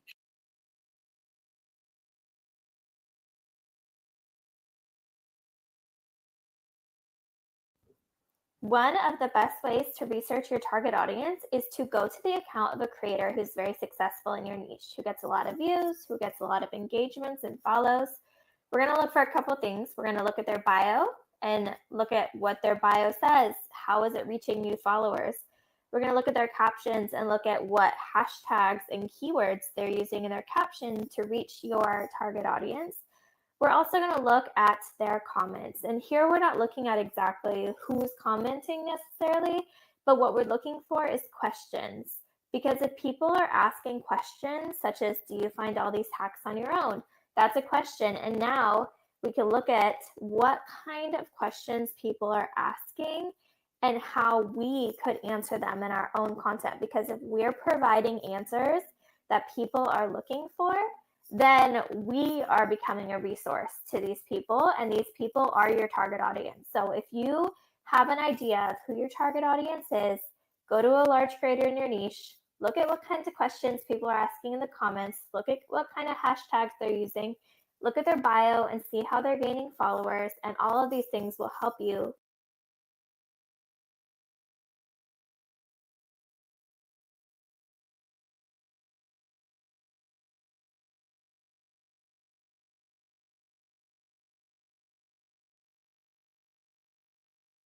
Instagram allows you to share who you are, tell your story, and build a community. But with so many people using Instagram, just creating a post every now and then is not enough to get noticed anymore. That's why it's super important to check how your Instagram is doing with an audit. This means looking closely at your account to see how well it's working and make sure it matches what you want to achieve. Now, people will pay a lot of money to have other people audit their accounts for them, but this is something you can do, and I'm going to show you how. Whether you want to grow your following or use it for marketing, knowing how to audit your account is so important. An Instagram audit is crucial for several reasons. It helps you make sure your profile accurately represents who you are and what your message is. Helps you identify opportunities to deepen connections with your audience, to discover strategies to expand your visibility and attract new followers. The audit will help you assess your effectiveness of your content and its alignment with your audience's interests, which is so important. Also, it will help you figure out if your overarching personal and business objectives are being met on your Instagram account. An Instagram audit allows you to make informed decisions by reviewing your bio, your content, your engagement strategies, and looking at your analytics. The first step of your account audit is going to be optimizing your bio. Your bio is so important. Think of it like a storefront window. When you walk by a store, the first thing you see is what they have displayed in their window. From that image in your mind, you have an idea whether you want to walk into the store or not. It's the same with your account. When people get to your profile, the first thing they're going to do is look at your profile picture, which we'll talk about in a minute, and then look at your bio. If your bio is not something that they feel like will benefit them, they're going to move on. They're not even necessarily going to go down and look at any of your content. Your bio is one of the first things that is going to attract new followers, and it is so important to get it right. First impressions are so crucial for determining whether or not someone will hit that follow button, and your bio should be optimized so that it captures interest and conveys your value. By making a compelling bio, it should clearly state who you are, what you do, and what unique value you offer. It needs to speak to your target audience and reflect not just your offerings, but also how you can benefit them. We have to remember that on social media, it feels like it's about us, like we're talking about our lives or we're talking about our business, but no one really cares about us realistically. They care about how we benefit them. So the bio needs to speak to your audience. It's not about what you do, it's about what you do that will benefit them. We need to aim for clarity, conciseness, and relevance. Your bio can be up to 150 characters, and we need to get all of that information packed into those characters. We also need to focus on using keywords because bios are a really big place that Instagram uses to have SEO know who to show your account to. So incorporating relevant keywords into your bio helps people find you in the search results, like we talked about earlier. When you post a search and it says, I'm looking for dogs, if someone has dog in their bio, they're much more likely to come up in the search than someone who doesn't. So think about what your target audience might be searching for. Are they searching for specific terms in your niche more often? You can look online and look up what search terms are popping up in SEO in your current niche. You want those SEO terms to be somewhere and somehow incorporated in your bio. These are words that you want to make sure are front and center and a priority. You also want to craft a clear call to action. Your bio should guide your followers and guide new followers to take a specific action, whether it's visiting your website, checking out your latest post, or signing up for your freebie or newsletter. You need to make your call to action clear and obvious what you want them to do. Ideally, your bio will be 4 lines. Also, we will talk about your name line. So you have your username, which we all know is also important for SEO. But then you have your name line. So it's important to write your name, but then also include SEO keywords here as well. So you might say, hi, my name's Shelly. And then it'll say digital marketing and Instagram growth, or physical therapy and medicine. It will tell your audience front and center in bold text what you do. Then in the next line, what do you post? What do you talk about? What are you posting about? Give them an idea of what they're going to see on your page. The next line down is, who do you post for? Tell them who your target audience is. And you want to use the word you. I'm posting for you. I'm making this for you. The next line down is, what do you do? Who are you and what do you do, right? And then the fourth line is going to be a clear call to action to your link in bio. So maybe you're offering a freebie. So you might say free, whatever your freebie is, and then have arrows pointing down to your link in bio so they know that that's where you want them to click. Emojis and arrows and things like that are super important in your bio because they help break up the text and they keep people engaged. So maybe your bio is about making money online, so you might want to throw in a $ sign on there. Or maybe it's about mindfulness, and so you want to include sunshine and maybe someone doing yoga. I always like to include emojis at the very front of each line, and it really helps split up those 4 lines of text.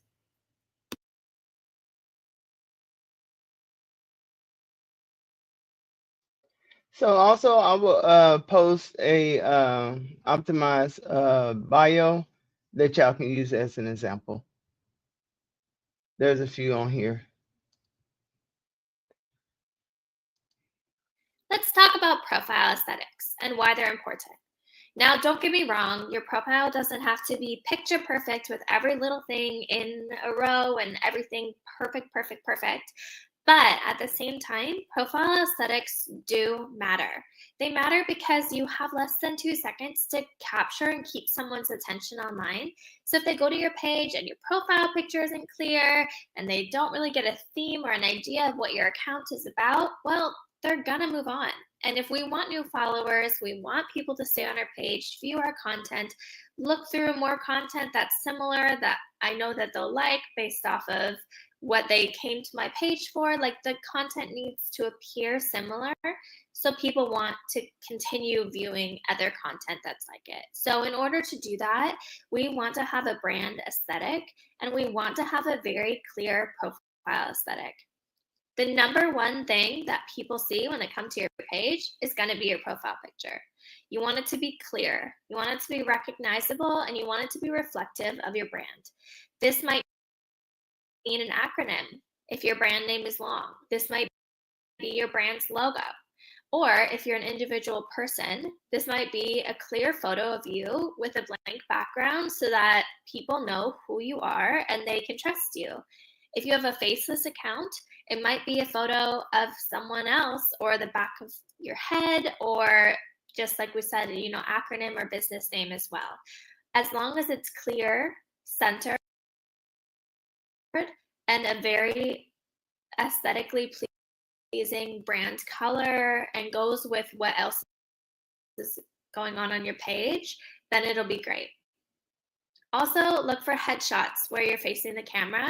If you're using a photo of yourself, don't use a tiny little photo or one that's super zoomed out. Have your picture be clear because the circle is so small on people's phone and it's really hard to see if people are far away or if the background is super messy and there's a lot of other colors going on. You can go to Canva and you can actually take the background off of the picture and put it on just a single color that goes with your brand aesthetic. And that looks really, really great on Instagram. Then when it comes to creating your brand aesthetic, you want to start collecting screenshots of other Instagram feeds that inspire you or that you really like the appearance of. You want to come up with some colors that you really like and that you're planning on sticking to. It's okay to adjust these every now and then, but you want your page to look very similar across the board. So you want to use similar fonts, you want to use similar colors, you want to use a similar style. Every single reel and every single piece of content should not look super different. People should be able to recognize it as it comes across their feed the more and more they see your content, because the font is similar, the colors are similar, the aesthetics are similar. We also want to have aesthetic and a cohesive highlight cover. So highlights are super important because they're just below your bio. So they're a place that you can collect stories from your stories in your profile. And the reason that our highlight covers are important is because this is a really great place for people to click through quickly who want to get to know us without going through a lot of the content. So designing highlight covers that are consistent with your brand's colors and fonts and overall vibe, the cohesive covers really enhance your profile's visual appeal and make it easier to navigate. Highlights showcase your best stories, categorizing your content for easy access. If you're in a business, you want to have highlights of things like about me or about the business, testimonials, what products you offer.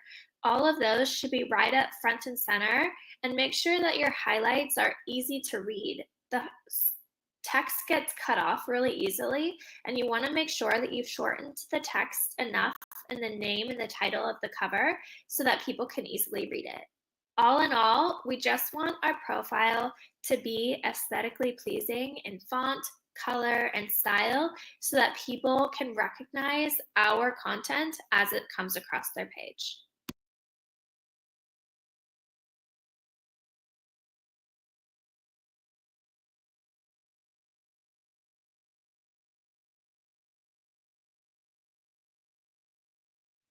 Pinned content. It's so important. Have you ever gone to someone's Instagram account and noticed those little push pins in the top corner? That means that that content was pinned by that creator or brand. And the idea of pinned content is that you can control the first thing that people see when it comes to your content on your profile. No matter what you post afterward, as long as a piece of content is pinned, it will always stay at the top, which means it will always be the first pieces of content that people notice and see when they come and stop at your page. The content you choose to pin at the top of your profile is so important to your first impression that you give off when you have someone new who stumbles upon your page. How do you pin this content? Well, you want to click on the three little dots in the corner of each piece of content that you want to pin. Tap Pin to Profile, and it'll stick it right up there at the top. You don't want to pin more than 2, 3 max pieces of content, but that top line of your content in your profile should be decided by you. It should talk about things like who you are, your brand identity. It should give a round explanation of what your page has to offer. Maybe it talks about a product you have for sale, but it needs to be something that people can click on quickly and get a better idea of who you are and what you have to offer. You also can pin things to your Reels page separately from your profile page. So if you go to your Reels, again, click on the 3 little dots, then hit Manage, and then Pin to Reels. You can have 3 different content pieces pinned on your main profile and 3 different content pieces pinned on your Reels if you'd like. And that'll give you 6 different ways to get someone drawn into your account. When you're pinning a post or your highlighted reels to the front of your page, you want to choose content that introduces you and your brand effectively to first-time visitors. It showcases your best work or highlights key achievements and reflects the diversity and depth of your content offerings. You want to use it to create a visually appealing feed. It should be a representation of your brand's story. You want to achieve a visually appealing feed by maintaining a consistent color scheme or aesthetic, especially in your pinned content. Even if you don't create covers for the rest of your content, which we'll talk about at a later time, you want to create covers or at least have a cohesivity to your pinned posts so that it maintains a consistent color scheme and aesthetic. You want to balance different types of posts, images, quotes, videos for variety, and ensure high quality imagery and thoughtful composition to each of these. They should be the best of what you have to offer so that people want to continue going through your page after seeing what you've pinned. It's a great way for you to engage with your audience with a mix of educational, inspirational, and entertaining content. Consistency in posting keeps your audience engaged and helps to build a loyal following. And when they can see a variety of what you consistently post in your pinned feed, it will make them hit the follow button so much faster. It's also a great way to leverage a content series. So maybe you're talking about something like Tip Tuesdays, or you're doing a specific series at the moment that you want people to engage with. Pinning the first post in that series is a great way to get people to want to look for the others and to want to continue with the series and going through your page. Pinned posts are such a great way to engage with new followers and really help people have a round image of what to expect in your content.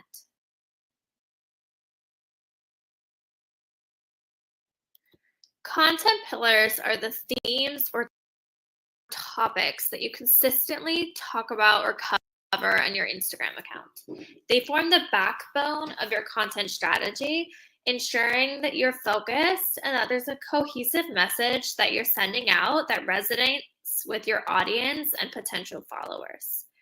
You need to start by defining your content pillars. Identify 3 to 5 themes that are closely aligned with your brand or your values, goals, and especially your audience's interests. When you start, you want to speak to one person. Make sure that your content pillars pass the who cares test. Focus on who your ideal audience is and ask yourself, do these 3 to 5 themes that I've picked, do they apply to this person? Would this person care about them? It needs to be what others will care about, not just you. It's important to make your content pillars about what your potential followers want to see and want information about, and not just what you want to talk about. These pillars can range from lifestyle and wellness to entrepreneurship and sustainability. It really just depends on your niche. A great way to find out what kind of content pillars you would want is to go onto Google and just start searching your niche. See what questions are being asked and what people want answers to. This would be a great way to form your content pillars, because if you're providing the answers, then people will want to follow you and want to stick around your account. After you've come up with your content pillars and you've started posting, you want to refine and use them. Once you've defined them and you've started using your pillars, they should guide your content creation process. Each post should relate back to one of your 3 to 5 pillars. This ensures a consistent and focused brand message. It's so easy to get kind of jumbled when you're posting on Instagram because you want to post about this and then you see someone else posting about something else and you think, oh, if it worked for them, then I should post that. But the idea is that you keep it within your pillars. So if someone posted a post that is trending and going viral, you can take the idea, the theme of the post, but make sure it applies to what your audience knows you for. This approach not only simplifies content creation, but it also strengthens your brand's voice and identity because people know what to expect when they come to your Instagram account.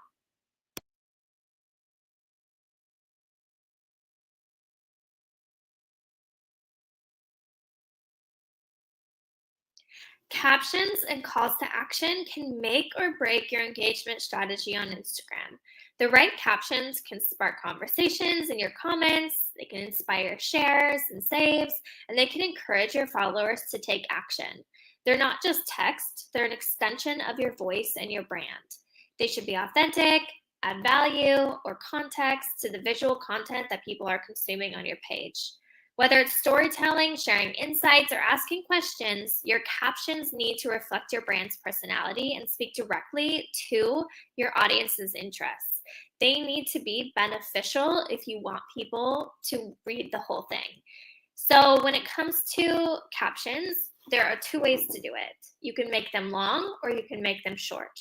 Short captions are beneficial because they keep people's interest the whole way through. You don't have to worry about having to entertain people through an entire long caption or how to get people to stay interested through a really long read. They are just succinct, and maybe there's a call to action, so you can say follow for more or save this or share with a friend, and then make sure that you still include your hashtags and your SEO in there. Then you can also have a long caption. And we talked about this when we talked about looping reels, that long captions can be beneficial because your reel is replaying in the background, and Instagram counts replays as views. So it's beneficial to you to have people reading through your caption. The thing about long captions is you have to keep people reading all the way to the bottom to get to your call to action. Where if you have a shorter caption, you can just throw your call to action right at the beginning, and there's no question about whether they saw it or not, or whether they got to that point. When you're formulating your caption, you want to start with a hook. You want to grab people's attention. Begin your caption with something compelling to catch the eye. Ask a question, share a surprising fact, or start with a bold statement. You have to start with a hook. It's not a question. It's not, should I start with a hook? Start your caption with something to get people to click those little 3 dots and read the rest. Otherwise, they'll just keep scrolling on and they won't know what else you have to say. So make sure when you're talking that you add value. You want to educate, entertain, inspire. Your caption should offer something to your followers, whether it's useful information or a moment of entertainment or motivational insights. Your follower wants to gain something from spending their time reading your caption. Make sure it includes a call to action. Encourage your followers to interact. Make sure that they want to engage. I can't tell you the amount of times I've seen large accounts say that they didn't start gaining followers like crazy until they started asking for it, either in their content or in their captions. Saying follow for more works. There's a reason that these big influencers that you see are always saying follow for more of whatever their niche is or whatever their content is about, because it reminds people, oh yeah, I should hit the follow button, of course. A call to action reminds people that they should be doing some sort of action with your content, and engagement on your content is what pushes it out to more people. So you want to encourage this interaction. Prompt your audience to engage by asking them to share their thoughts in your comments, to tag a friend, to share your content with a friend, or to click the link in your bio. Now, another way to say click the link in bio without saying click the link in bio is to ask them to comment a specific keyword. Then you can use automation like ManyChats, or just yourself. You can be looking out for the keyword, but you can say something like comment captions, and I'll send you, and give them something beneficial. Like give them a reason to comment, whether it's more information, whether it's a freebie, whether it's a link to your product or a link to your store. Give them something that will make them want to comment, because that's just going to push your content out to more people and get your product, whatever you're trying to sell or whatever you're trying to engage with people with, in their DMs. And once you get in their DMs, remember we talked about how the Reels algorithm works. Once you get in people's DMs, your Reels and your content is more likely to pop up on their feed. Those interactions are so important because Instagram is social. And so they want you to be socializing, which means they want you messaging with people. They want people messaging with you. They want people commenting and sharing and liking. Remind people to do this in your captions. It's so important. This is also where you're going to put hashtags and keywords, and make sure you use them wisely so that your content can get out to more people. It enhances your discoverability by including relevant hashtags and keywords. You make your posts searchable for people to find. Mix popular and niche hashtags, popular being tons and tons of uses, millions of uses, and niche being tens of thousands of uses, to reach a broad yet targeted audience. Make sure to use similar hashtags over and over and over, because if it starts to work, you want to keep using them. I've audited quite a few accounts where I see people have a reel go viral and then I never see those hashtags used again. If a hashtag works, use it. Make it so that people see your content when they look up that hashtag. Say your content is about physical therapy. Well, if you put a hashtag physical therapy in every single piece of your content, if someone looks up physical therapy, not only are you going to show up once, but you might show up 10 times on that Explore search page. And we want that. We want to be known for our niche. And in order to do that, you want to be using similar hashtags and similar keywords in all of your content.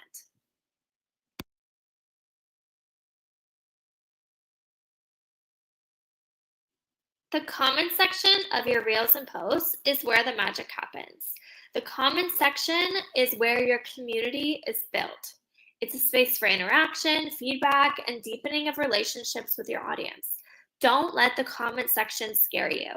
If you end up getting a comment that makes you feel uncomfortable in any sort of way, it's your community. It's your page. Delete it.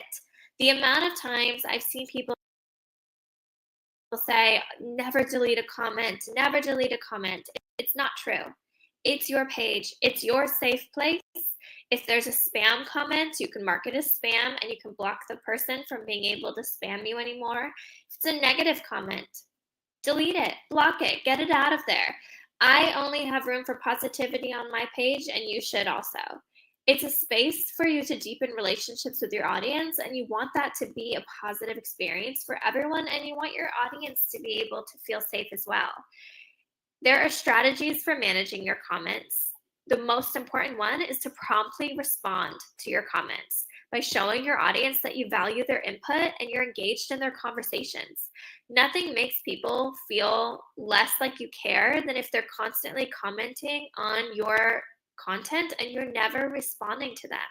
Even if it's sending them a DM or messaging them in some other way, by not responding, you're making people feel like you don't care.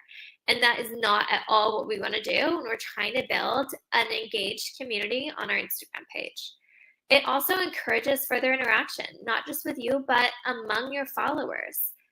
By building a community that people feel safe to have conversations, your followers can engage and interact on your content as well through your comments. It's a really great place for that community to form. If you foster this community engagement, you can do this by asking open-ended questions in your posts to start discussions. You can also start your comment section by asking a question. So you can put a comment in your own post in the comment section, say, have you ever thought about this, or have you experienced this, or something related to your content, and people are more likely to comment on that question and engage with you and engage with each other. You can also highlight comments by pinning them to the top. You're going to swipe to the left and hit the little push pin, and it'll pin it to the top of your feed. Make sure you engage back with that comment so people see that you answer questions, and it'll encourage more people to comment, because nothing encourages commenting more than commenting. So when people see comments that they want to interact with from other people, they're much more likely to comment on your content than if they never saw anything. There are no other comments. Why would they want to be the first? No one wants to be the first, So if you have a friend or a spouse or someone who's willing to comment on your content when you first post it, it's a great way to get the ball rolling. I like to call it priming your content. No one wants to be the first person to like or to comment or anything like that on a post. So if you comment on your own post, if you have a friend or a spouse comment on your post as well, it's already getting the conversation started, and you are so much more likely to have more comments than if no one started the conversation in the first place. By highlighting your pinned comments, you can guide the conversation and spotlight user-generated insights and feedback. People also really appreciate it when you take their comments and you add it to your stories. I have gotten so many messages where people are so excited when they see their comment was picked out of all the comments in your post and you highlighted it in your stories. Pinned comments and highlighted comments can set the tone for the conversation.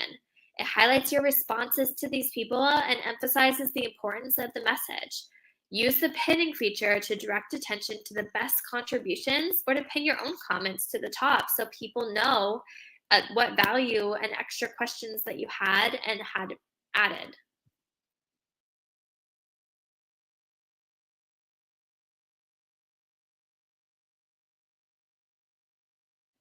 Stories are also so important for engagement on Instagram. Instagram stories offer a quick glimpse into your world and your life. They disappear after 24 hours, which means that the people who are viewing your stories are your warmest audience. They're the people who want to know what's going on in your day, what's going on in your business. They're the people that are most likely to purchase from you. They're the people that are most likely to engage with your content. Your story audience is your most engaged viewer. This story posting encourages regular viewing and significantly boosts your engagement when you use it strategically. The best way to post stories is spread out throughout the day so you can be top of mind. You maintain visibility by posting stories consistently throughout the day, one at a time, and this means that you're constantly popping up at the beginning of people's stories. When you create stories with a purpose and with substance and share a behind the scenes glimpse or quick tip or poll or question, you foster a sense of community and involvement. People want to interact with your life. They want to know your story. They want to see this behind the scenes content. And it may not make sense for your reels or your content that you're posting on your main feed that you're hoping will reach a new audience. The stories are really for your already engaged audience to get to know you better and to get to know your brand better. A great way to grow engagement in your stories is to utilize interactive stickers like polls, questions, quizzes to encourage direct engagement from your viewers. This not only boosts interaction, but also provides valuable insights into your audience's preferences. Be careful though about links. When you put a link into a story, it's a great way to get people to go to your website or to see your product, but Instagram doesn't love it because you're taking people away from the Instagram app. So if you post too many links, they're actually not going to share your stories with as many people. They've talked about this before. They don't want you linking away from their site. So what can you do? What can you do to not link away from the Instagram app? Well, you can tell people to comment a specific keyword to your direct messages. And when they do that, maybe they'll say purchase or I'm interested or ready or tell me more.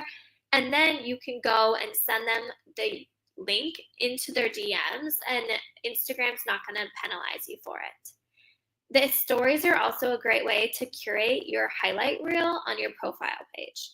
This allows new and existing followers to engage with your content beyond the 24-hour window. Once it's added to a highlight, it stays there for as long as you want it there, and it offers a deeper understanding of your brand and personal narrative.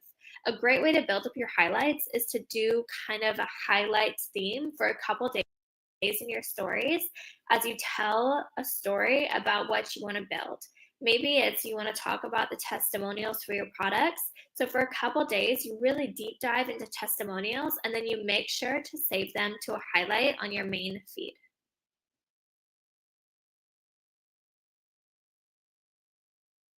It's a known fact that static posts just don't have as much reach to new followers as reels and carousels.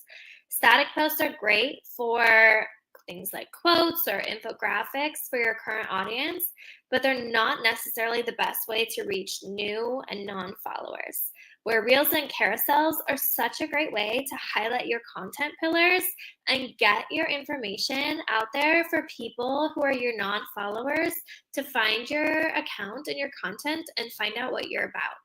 Using reels and carousels, you're able to emphasize your main content themes. This reinforces your brand's message and showcases your expertise and unique perspective. Reels are really great because they move quickly, right? They're action, they're video content, so they're engaging with people. And a lot of people feel like, oh, I can't make reels, I'm not a great videographer, or I don't have an aesthetic home to film in, or maybe I don't want to get made up every day. But there are so many ways to have content banks or to use Canva or different sites to get video to use where all you have to do is add the text and the trending audio. So that's not even really an issue anymore. If you don't want to film your own content, you can use a content bank. If you do want to film your own content, reels are a really great way to show off your abilities in that way. Reels and carousels are great to use for strategic growth. They receive higher visibility in Instagram's Explore section, making them a potent tool for reaching a new audience. You can tailor your content to trends while staying true to your brand and identity.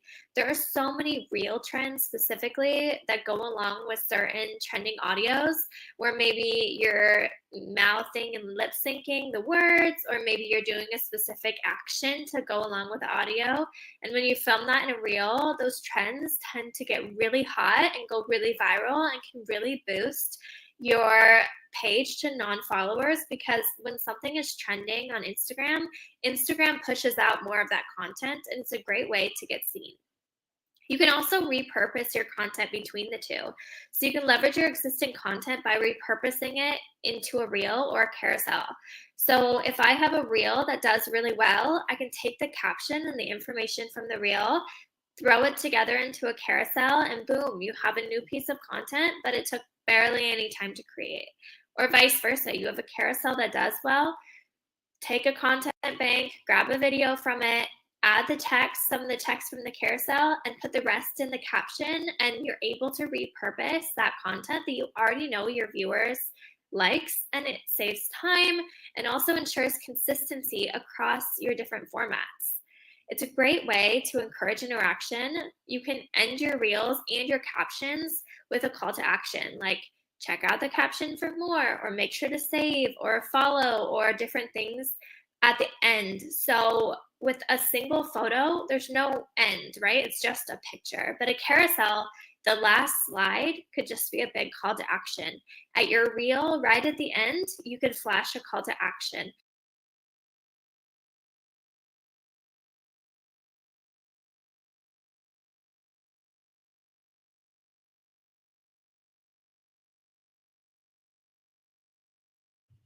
If you want to grow on Instagram, it's really important to take the time to understand your analytics. Instagram provides so much data through its analytics and insights platforms that offer you a way to see your audience's behavior, how your content performs, and just view your overall account health. One of the number one things that people do is they track their follower growth.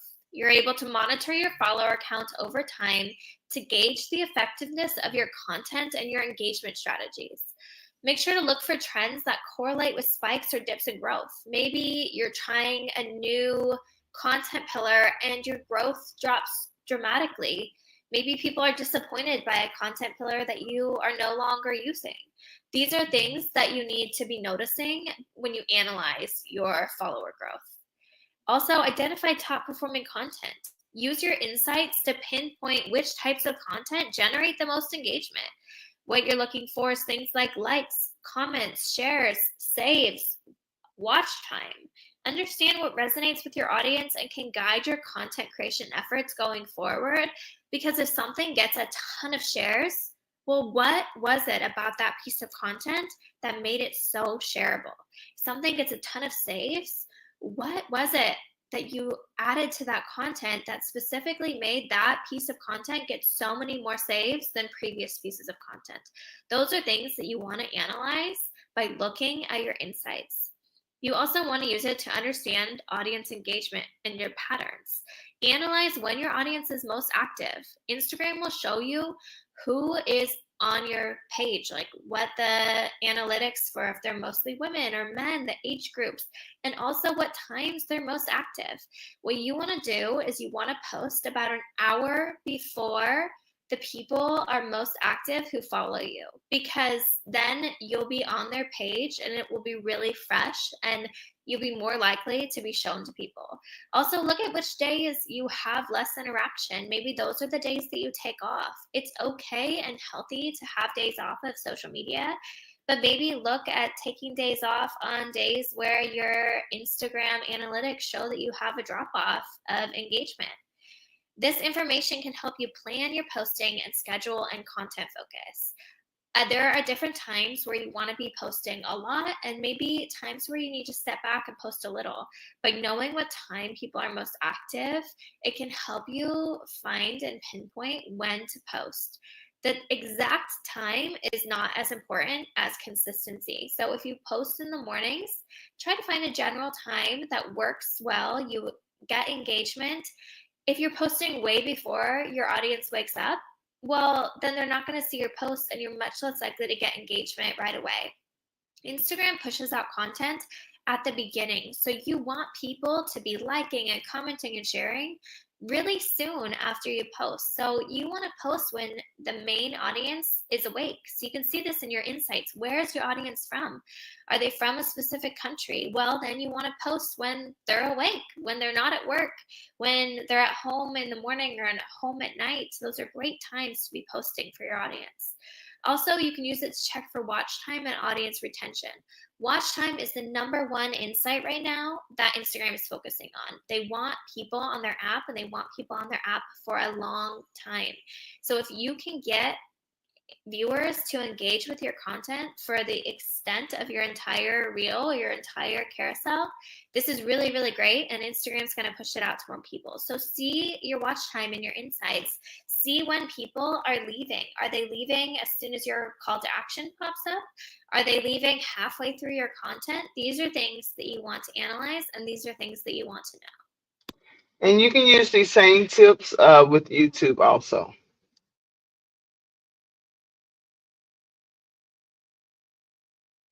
Have you ever heard the phrase practice makes perfect? I'm sure you have. But on Instagram, as well as in the rest of life, perfection isn't what we should be striving for. There's no perfect on Instagram because the algorithm's always changing.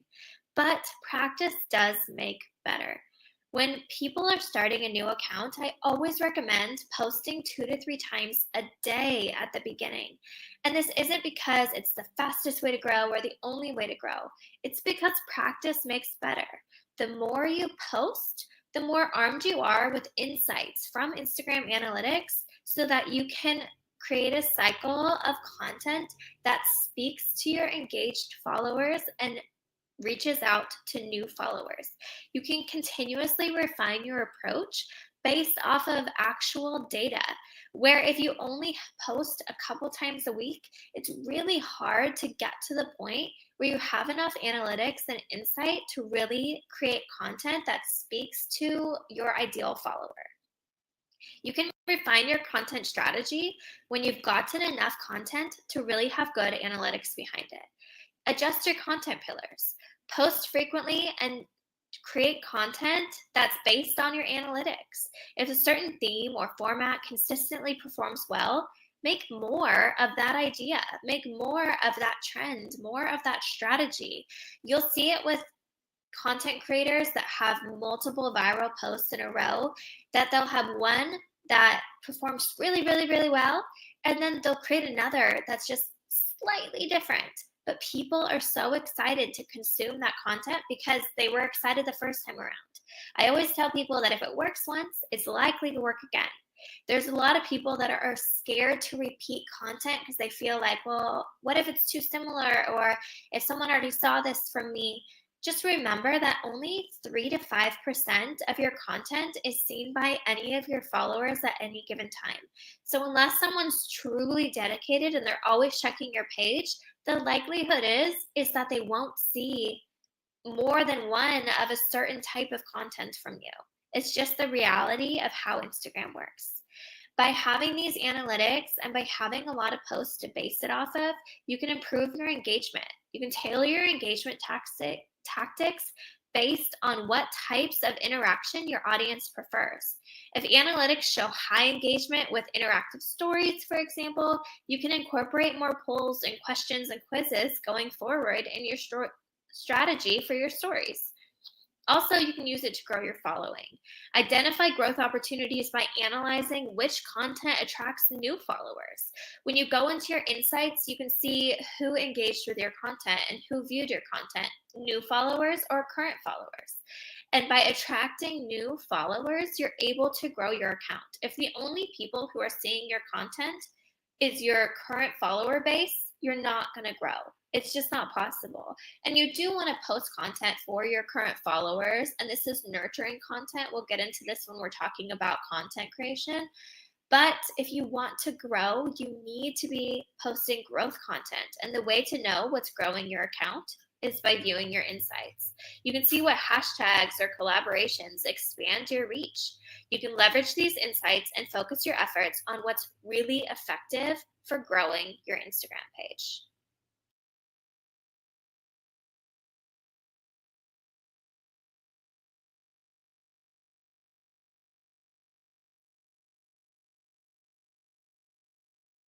At the beginning of your Instagram journey, you need to be giving people content that they already want to consume. I know it's easy to think that you need to be completely original or 100% unique, but Instagram is a different beast. People are scrolling so quickly that they're looking for things that they already like, which is one of the reasons that series and trends do so well, because people like to see the same types of content over and over and over again. So if you start your journey by recreating content that people are already consuming, it's the best way to grow quickly online. You can do this by researching the top industry leaders from your niche and taking inspiration from their content. Research the smaller pages in your niche too and replicate their high-performing posts. If you see a small account and it has a couple posts that have gone completely viral, look at what they're doing. What are the trends they're using? Are they doing something specific with their trending audio, their hashtags, what type of content they're creating? Look at that, and that's the kind of thing that you want to be doing on your new page. Make sure you're posting daily if you can, so that you can gather more data on what exact content works for you and your audience. Posting once a week, it just won't cut it as a beginner, and more often than not, you need to be consistent for at least 60 to 90 days to see real growth. I have people that I see who post for a week and feel frustrated that they don't have 1,000 followers and thousands of views. That happens every now and then. But the reality for most people online is 90 days of consistent posting is when they really start to see growth. To find trending and top performing content, you want to go to your profile page. You should be on a professional profile. Then go to the professional dashboard, scroll down to tips and resources, and lastly, inspiration. Here you can see suggested reels in your niche, and you can use them for hook ideas, trending audio, and generally to learn what's working for your audience. We'll go into more of what hooks and audio are later, but this is where you're going to deep dive into what is working now. After a few weeks of posting, you can dive into your insights. These spill the beans on what kind of content your audience is loving. Ignoring your insights means skipping out on a research tool that is so important for your business. If your reels aren't attracting views, comments, likes, saves, or shares, there is a reason. Content is queen. I look at my content every single week to see what's performing best, and then I ask myself why it performs so well, so I can make more content like it, and you should be doing the same.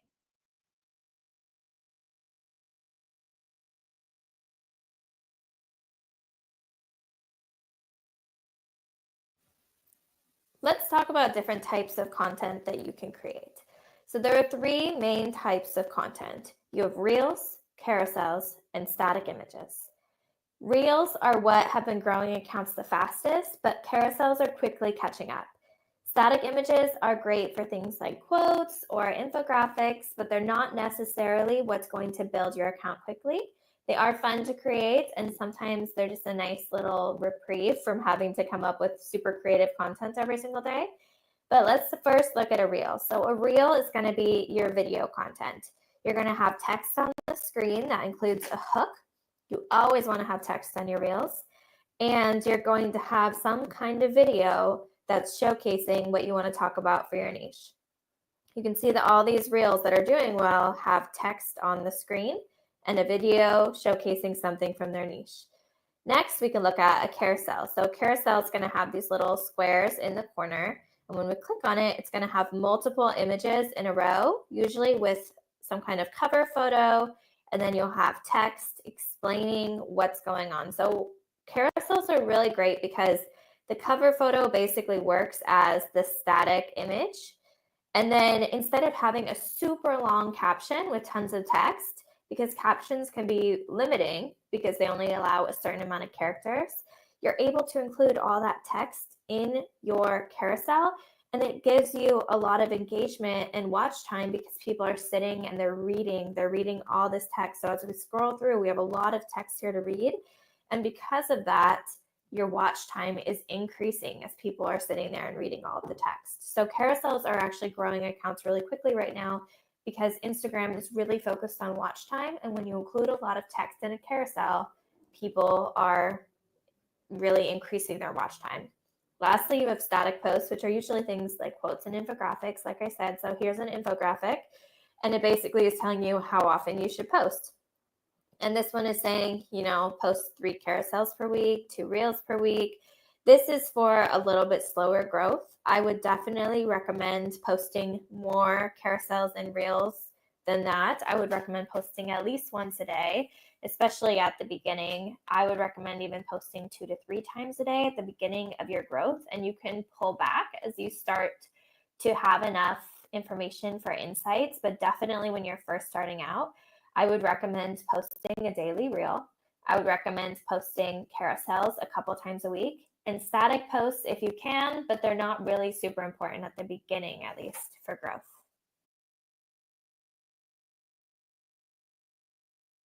When creating content, we need to focus on creating content that is savable, actionable, or genuinely helpful to your audience, because good content always wins on Instagram. Actionable content. Consider what you offer your audience that empowers them to take immediate action to achieve tangible results today. Actionable content inspires engagement and prompts your audience to apply new knowledge and skills. Actionable content is something they can do. Telling them about something that will change their life or change their day or help them be healthier, or anything that is something that can be an action that your audience member or follower does in order to achieve a new goal. Valuable content. Ask yourself what valuable resources you can provide to your audience at no cost, simply for being part of your follower community. By delivering valuable content, you establish trust and build a loyal following who recognizes you as a leader and as a person to follow in whatever niche you're in. When you share more information and more value, people are going to hit that follow button because they're getting something from you, right? Like when you are always kind of hinting at things but never actually sharing information, people find that hard to trust. And we want to build trust by sharing valuable content. So you don't have to give away everything. I mean, the way that we make money online, right, is by giving enough information where we're being a leader, we're being someone that is followable, but we're also able to say, if you want to learn more, purchase my digital product or purchase my course. And they already trust you, right? They already know if you give this much value for free, how much value does this person give when it's a paid content? Because that makes them trust you. Valuable content makes people trust you. And lastly, helpful content. Identify the kind of content that your audience would find so valuable that they'd want to save it for future reference. Saves are so important for the algorithm and engagement. By crafting helpful content, you ensure your audience sees your material as valuable because they can revisit it over and over, reinforcing your credibility and expertise in your niche. By creating content that is savable, you're creating something that people want to keep coming back to, and it keeps you top of mind for your followers and new followers as well. When creating content, we need to focus on creating content that is savable, actionable, or genuinely helpful to your audience, because good content always wins on Instagram. Actionable content. Consider what you offer your audience that empowers them to take immediate action to achieve tangible results today. Actionable content inspires engagement and prompts your audience to apply new knowledge and skills. Actionable content is something they can do. Telling them about something that will change their life or change their day or help them be healthier, or anything that is something that can be an action that your audience member or follower does in order to achieve a new goal. Valuable content. Ask yourself what valuable resources you can provide to your audience at no cost, simply for being part of your follower community. By delivering valuable content, you establish trust and build a loyal following who recognizes you as a leader and as a person to follow in whatever niche you're in. When you share more information and more value, people are going to hit that follow button because they're getting something from you, right? Like when you are always kind of hinting at things but never actually sharing information, people find that hard to trust. And we want to build trust by sharing valuable content. So you don't have to give away everything. I mean, the way that we make money online, right, is by giving enough information where we're being a leader, we're being someone that is followable, but we're also able to say, if you want to learn more, purchase my digital product or purchase my course, and they already trust you, right? They already know if you give this much value for free, how much value does this person give when it's a paid content? Because that makes them trust you. Valuable content makes people trust you. And lastly, helpful content. Identify the kind of content that your audience would find so valuable that they'd want to save it for future reference. Saves are so important for the algorithm and engagement. By crafting helpful content, you ensure your audience sees your material as valuable because they can revisit it over and over, reinforcing your credibility and expertise in your niche. By creating content that is savable, you're creating something that people want to keep coming back to, and it keeps you top of mind for your followers and new followers as well.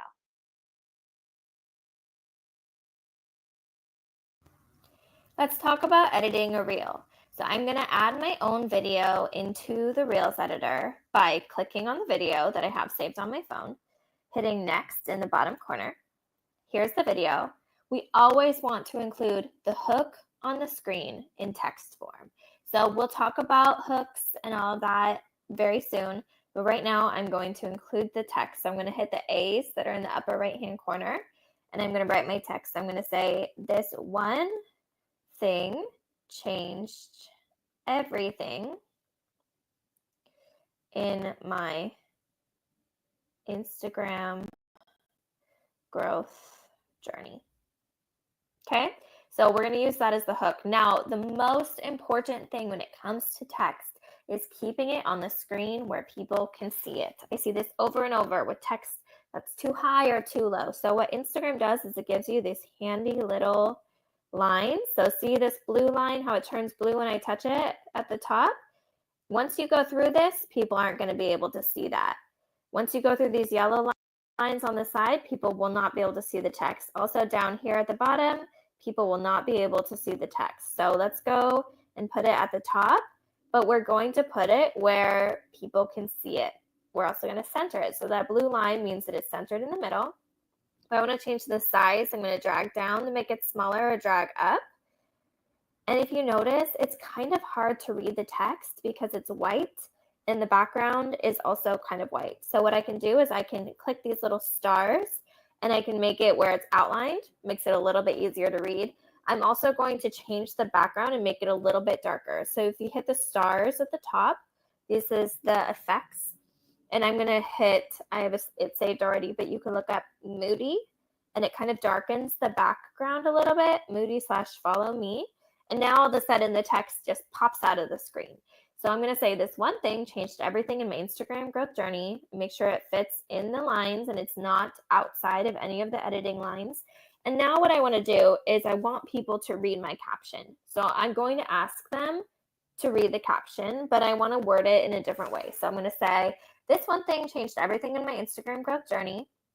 And then I'm going to have some text that pops up that says, here's the one. Thanks for joining on Twitch, Zoe. It's going to point down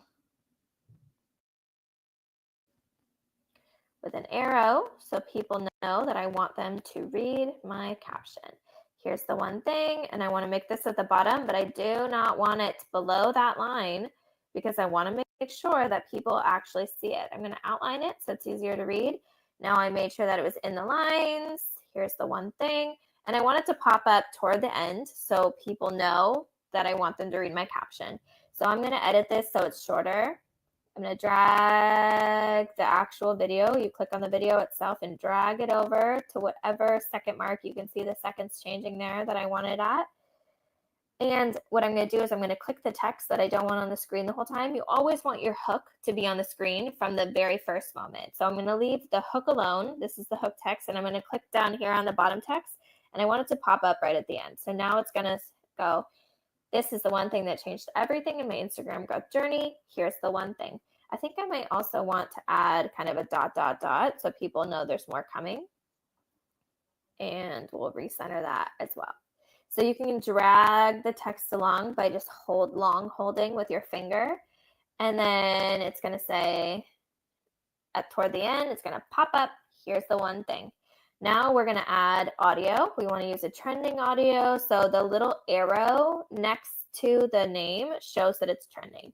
So I'm going to use one of the trending audios from Beyonce at the moment.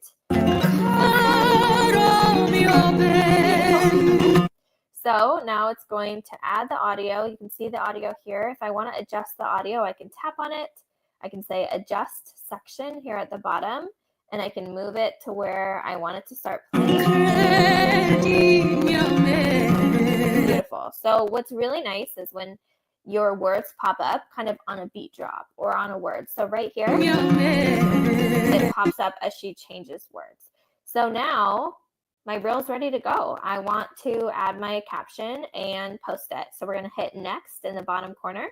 Here's where I'm going to add my caption. You can edit the cover and do all of the things to publish your reel. Now, let's talk about what we want to make sure to add. You always want to make sure to add a caption. We'll talk about caption creation in a little later, but you always want to add your location, and here on add topics, try to find topics that have something to do with your niche.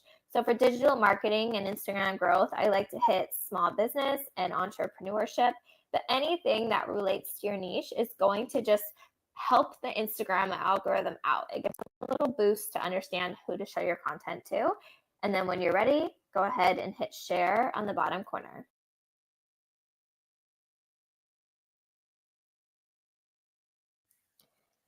Instagram glitches.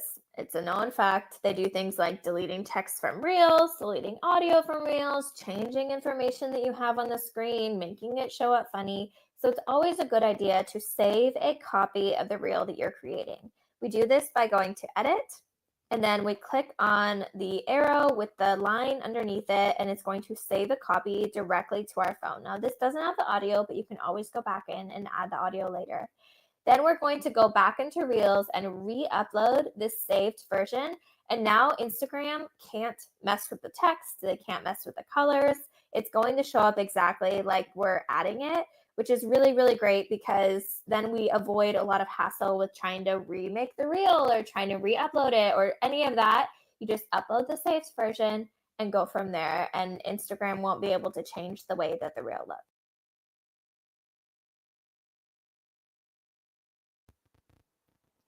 For both carousels and for static posts, you're going to go to New Post.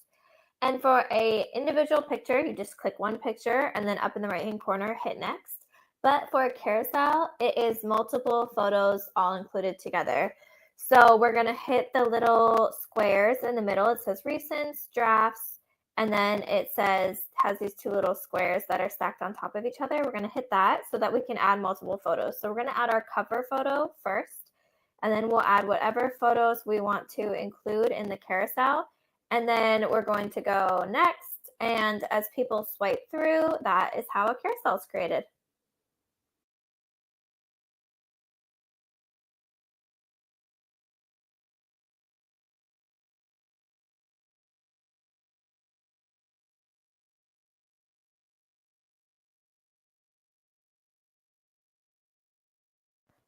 Let's talk about trending audio. Trending audio is so important because it's the best way to get yourself on the Explore page as a new account.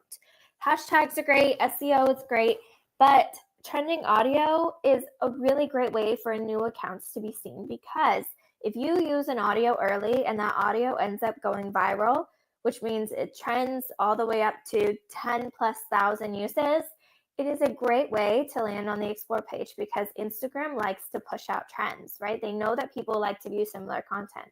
So if you're using an audio that everyone else is using and it's going viral and it's just all over Instagram, you have a much higher chance of being seen. So when you go to an Instagram reel, you're going to look down at the very bottom and you can see it says Jolene Altigo Remix, and that's the name of the audio that's being used. And there's a little arrow next to it. That arrow tells us that this audio is trending. We're going to click on the name. It'll take us to the audio itself. Now, what we want to look for are a couple things. We want to see that it says trending with an arrow. We want it to be, the number next to that, to be under 10,000 reels. So that shows us that it's still a newer audio. Then we want to look, and we want the original audio ideally to be 1 million+ uses. There are some exclusions to this. Altigo Music, who is the DJs who created this, Ian Asher, Kenya Grace, and a couple other DJs tend to trend every time. So you can use their audios even if it's under 1 million uses. But just for general audios that you're finding that are trending, you want it to be over 1 million uses on the original audio, under 10,000 uses when it says trending, and then how many reels are next to that, ideally under 10,000 when you first are using it. Now what we're going to do is we're going to save this audio. We're going to go up to the little paper airplane and the save flag and the 3 dots in the upper right hand corner, and we're going to click the flag in the middle till it turns black, and that shows me that it's saved. Then this is added to our saved folder, and we can use it for our future reels. So we're going to go to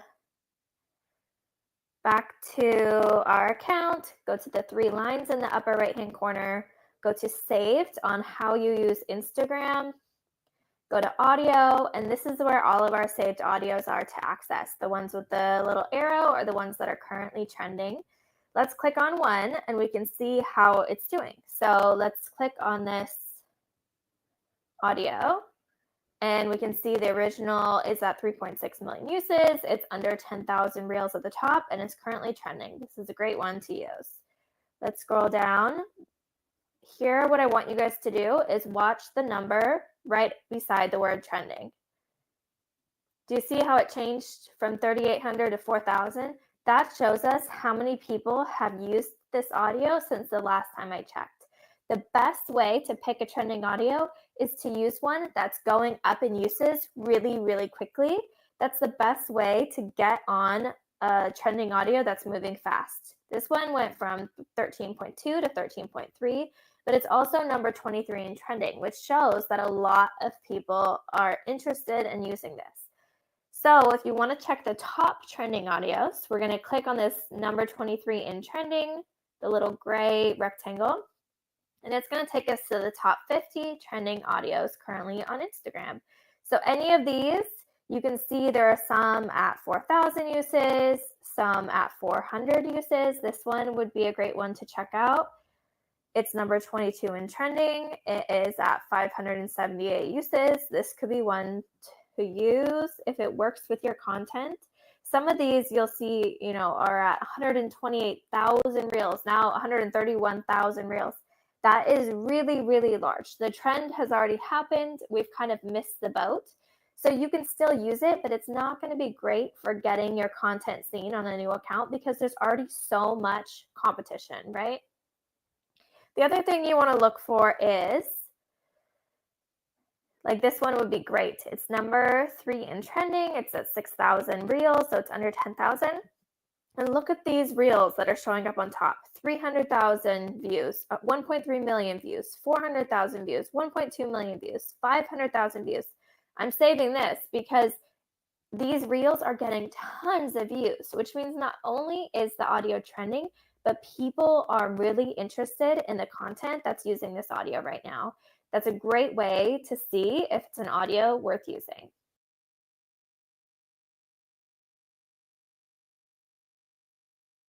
Reels, carousels, static posts, These are how we draw people's attention to our page and to our account. But how do we keep that attention? How do we do things like ask for engagement? How do we form a community on Instagram? The best way is by creating really great captions. Now you can say, well, I see these big accounts and they only include one sentence in their captions. That's because they don't have to. They already have a community. They have a lot of followers. They're already gonna get engagement anyway. They don't have to ask for it. But when you're growing on Instagram, you need to ask for these things. You need to provide value. All of these things can be done in your caption, which is why it's so important to know how to create a caption that's not only going to be engaging enough for people to want to read, but also going to increase engagement on the rest of your content.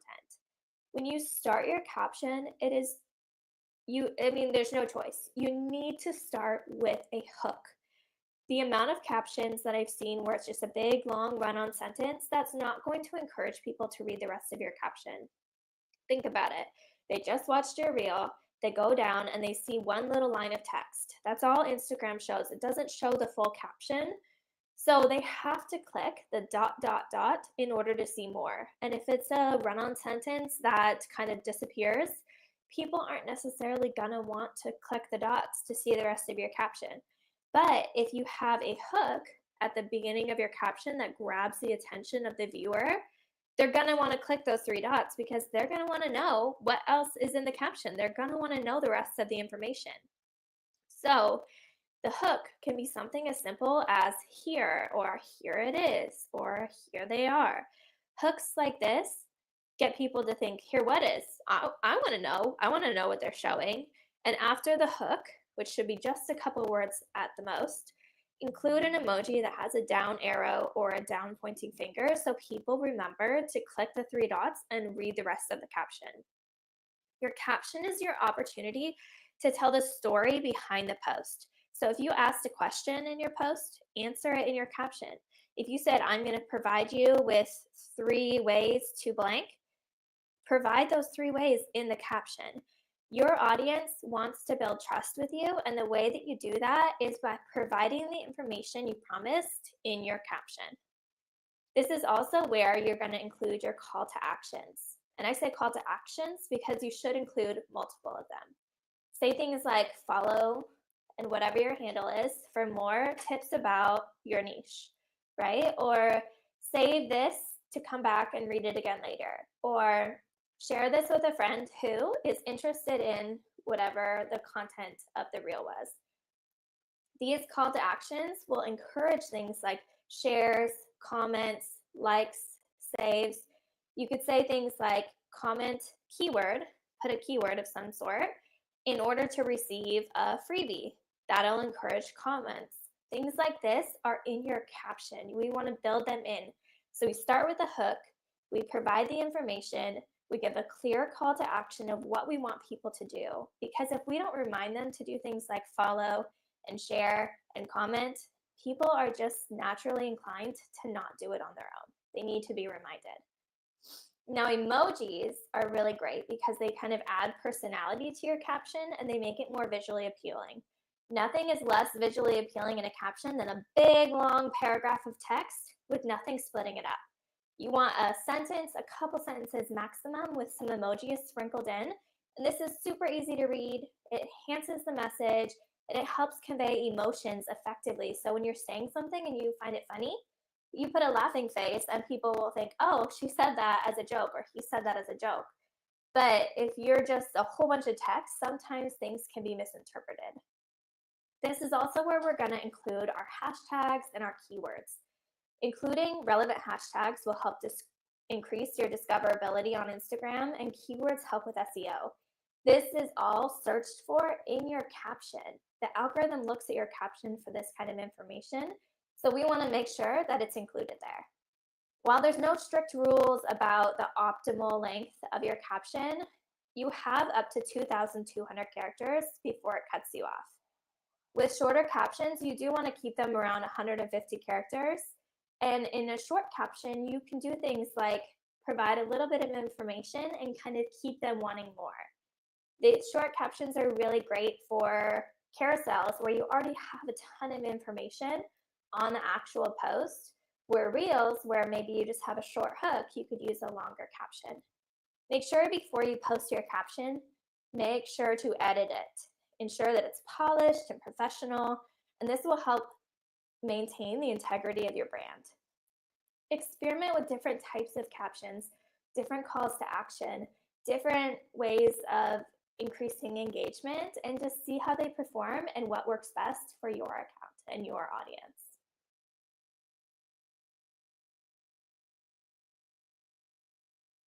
You have 2 seconds or less, realistically, to capture someone's attention on Instagram. When they're scrolling through their main feed, they're scrolling through the Explore feed. What is it that's going to make them click on your video over someone else's? What we call a hook is what's going to do that. So think about when you're fishing, you put a hook on the end of your line to catch the fish, and you put bait on the end of the hook in order to lure the fish in. We're going to do the same thing with our Instagram content strategy. You have so little time because your attention spans of your followers and the users on Instagram is so small these days. So the triple hook strategy is the best way to get them to not only want to watch your video, but to continue to watch it so that their watch time and attention retention is really, really good. So we're going to combine 3 powerful hook elements to create an Instagram reel that will be irresistible to new users. The number 1 hook of your hook strategy is going to be the text on the screen. This is so important. Do not post reels. I'm going to say this again. Do not post reels without hook text on the screen. There are very limited people who are able to do that successfully. When you're just starting out, it's really, really, really hard to do. So the easiest way to grab someone's attention quickly is when they read the little blurb, the tiny little quick hook. Make it quick. Don't put a ton of text. That is what is going to capture their attention. So your on-screen text is the first opportunity to draw in the user and pique their interest by having a message that not only complements your visual, but also sparks curiosity. That's a big one. It makes them want to watch the reel. It makes them want to click on your carousel. Like, I'm interested now. Now I need to see what the rest is about, right? Keep it short. It should be a sentence or less, ideally. A lot of hooks are really great when they have the little ... It makes you want to click on the video to see, well, what else do they have to say, right? So the hook that is text draws people in. Now it's going to be your visual hook, which is number 2. So once they click on your reel or they click on your carousel or they click on your photo, what is the next part that keeps them there, right? It's the visual. So the visual content is what Instagram is all about. And when you incorporate video content and photo content that has a lot of movement, and in the photos, it's going to be in your carousel, it's going to be that it's interesting graphics, right? Interesting graphics are going to keep people reading. Interesting information is going to keep people reading. But for a reel, it's going to be movement. Eye-catching visuals and graphics that move are going to keep people wanting to see more. So doing things like moving location. If you're filming yourself, film in multiple locations. If you're filming the world around you, show different snapshots from different places. If you're filming just a quick little one scene, make sure it's really short so that the video is looping and you're getting more than one view. Because if you make it just one static video where it's just one image kind of moving a tiny bit, if you make it very long, your audience retention is going to be very, very low because people are going to click out of the reel before it finishes. You want to grab people's attention quickly, and you want to hold it by changing visuals and having movement on the screen. It needs to happen within the first 2 seconds or you've lost people. You're not going to stop their scroll. Also, the hook and the caption, right? We talked about in looping reels how people reading your caption keeps them on your reel for longer and helps increase your watch time, your audience retention. It helps increase how many times they're watching your reel, so your view rate. The caption is often overlooked when it comes to hook. People just start typing whatever they want to say in their caption, but you have to remember that only the first line of your caption is shown. People have to click the 3 little dots in order to read the rest. So if it's just a run-on sentence that kind of runs out, people are not going to click on that to read your caption. But if it is a hook that says something like, here's more information, or let me tell you more, or has this ever happened to you? And then you put an emoji pointing down, like maybe a down finger or an arrow pointing down, and people think, oh, well, I want to know what else they have to say. They'll click on this and they'll read the rest of your caption. This is where you're able to put your engagement and your call to action, so asking people for likes and follows. So it is so important that we get people to read our captions, right? It is super, super important, and you're not going to do that without a hook. So the triple hook strategy is a hook that is the text on the screen. The first thing people see, it needs to be there right away. Then your visual hook, which is going to be movement or the change of scenery or flipping through multiple videos. And then the hook in your caption, which is going to encourage people to go down, read your caption, and engage with your content.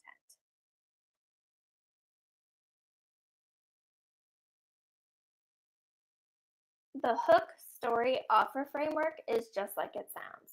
It's a great way to engage your audience and turn viewers into followers and into buyers. Start with a hook that grabs their attention. Then go into a relatable story and finish with an offer that leaves them wanting more, your call to action. When you're crafting your hook, think of it like a way to reel people in. So, for example, you would say, are you ready to escape the paycheck to paycheck cycle? Then your story is what is playing in the reel. So your hook is on the screen, and in your story, you can say, I used to be stuck there too, juggling jobs, making ends meet, but then I discovered digital marketing and it changed everything. And you go from there. Now your irresistible offer is, what do you have to offer them? So you can say, join my digital marketing course, say goodbye to financial stress. Comment blank, so comment digital, comment course to learn more. This is your call to action, and we're going to go into calls to action next. But just know that the offer is the same as the call to action. So your hook is reeling them in. Your story is what you're showing on the screen, so through the video, about talking about you or talking about something that's going to connect with your audience. And your offer is, what do you have to give them? Because people want free, they want something from you. And in order to buy something from you, they want to have received something from you first, whether that's information, whether that's a feeling. They want something from you, and that's the hook story offer framework.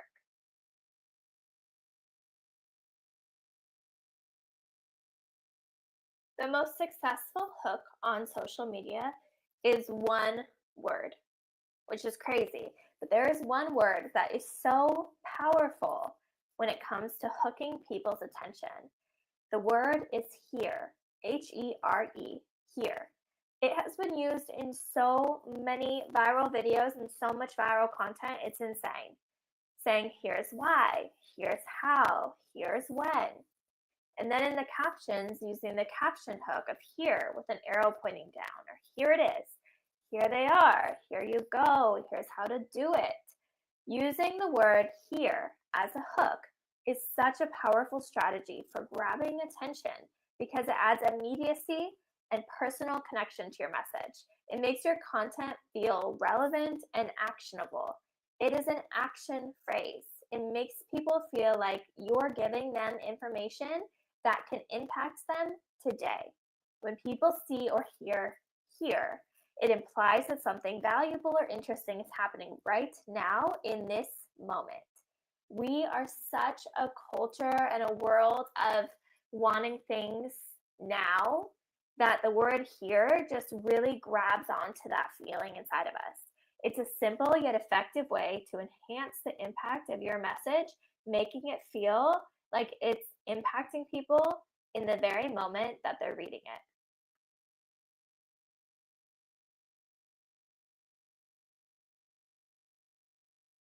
Instagram is more than just being about entertainment and education.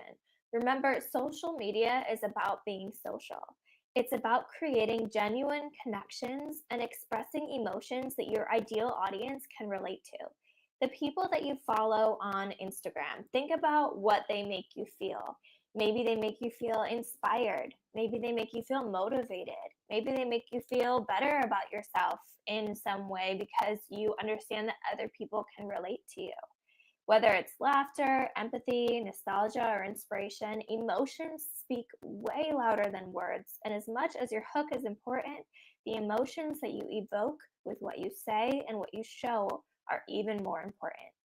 Creating content that resonates deeply and leaves your viewers feeling like they found a kindred spirit is the best thing you can do for your account growth. You'll see people talking about something called a negative hook, which is where you use something bad in order to say, well, here's how you can avoid this, or here's how you can change this.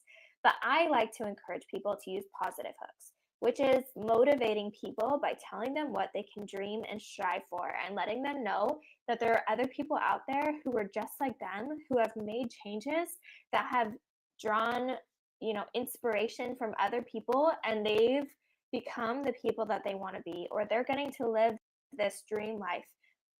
Let's sell the dream and sell this life that we are getting to achieve because of our niche instead of focusing on negativity. Honesty and authenticity win every time. The world of Instagram is so full of, honestly, of a lot of fakeness, shiny facades. So stand out because of your authenticity. Make sure you share your journey, your ups, your downs, your wins, and your learning moments. When you open up about your true experiences, you're creating a bridge of trust between you and your followers that no one else is going to be able to break.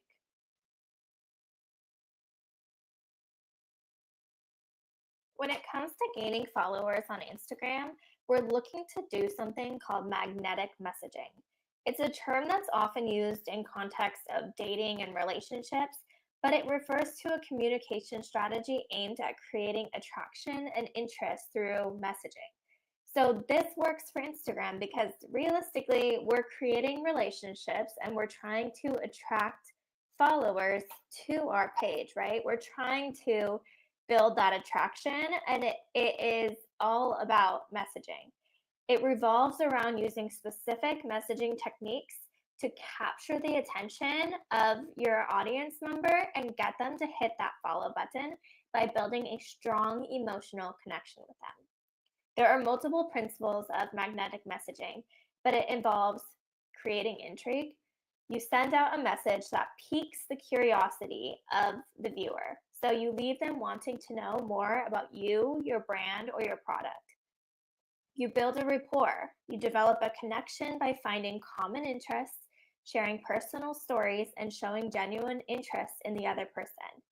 You inject emotion by using emotive language and Good expressing morning, feelings to create a Nikki. deeper Good connection morning. and Thanks for make coming. conversation more engaging. Also, maintaining some mystery. We all know that that's part of that dating relationship, and it's also part of that follower to content creator relationship as well. By revealing information about yourself gradually, a little bit at a time, it keeps people wanting to check your stories, wanting to check your content, to know more about you, your brand, and what you do. Being playful. Add humor, teasing, and some intrigue to your conversation while keeping it fun and lighthearted. It keeps people wanting to interact and wanting to know more. And the most important piece is being authentic. You can have messaging that is all of these things, but if you don't have authenticity, people are going to see right through it. But if you put all of these things together and you are authentic to your brand and to your product and to yourself, people are going to be so drawn in by the magnetic messaging. The most important aspect of this is just that creation of intrigue and wanting to know more, right? People will follow your account if they want to see what's next from you.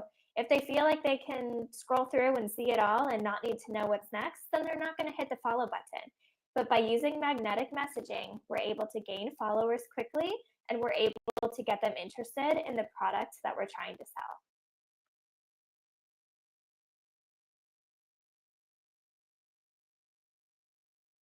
Here's your quick guide to 0 to 10K followers fast.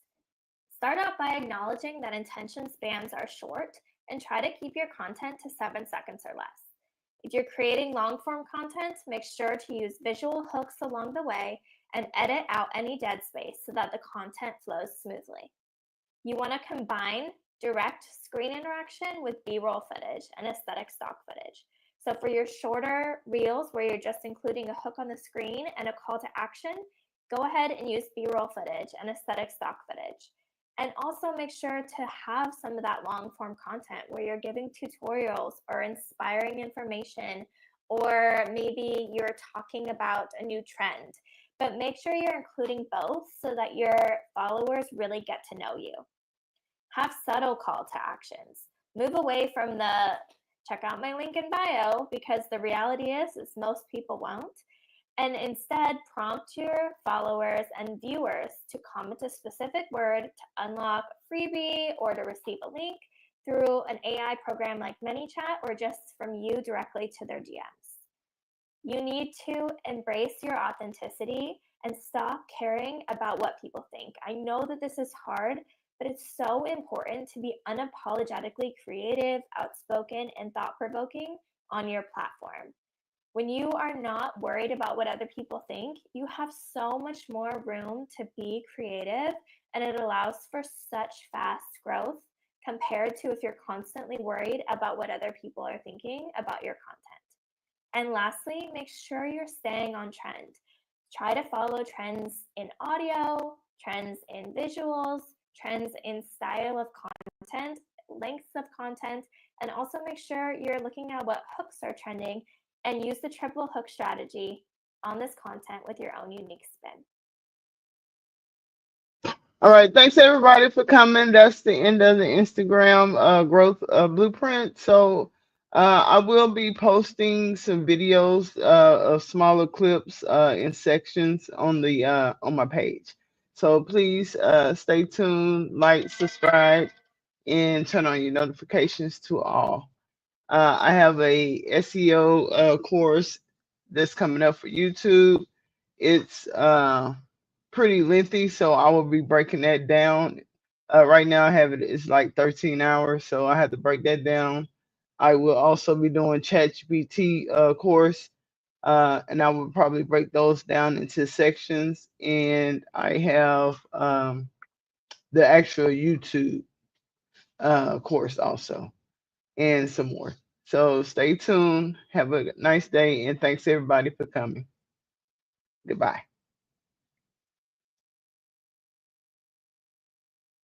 Faceless grind, I'm paving my lane. Me 2 times, yeah, we changing the game. Elevate me to you, vibe is brand new. Built it from scratch, now we teaching you. Hit that sub, let the vision come true.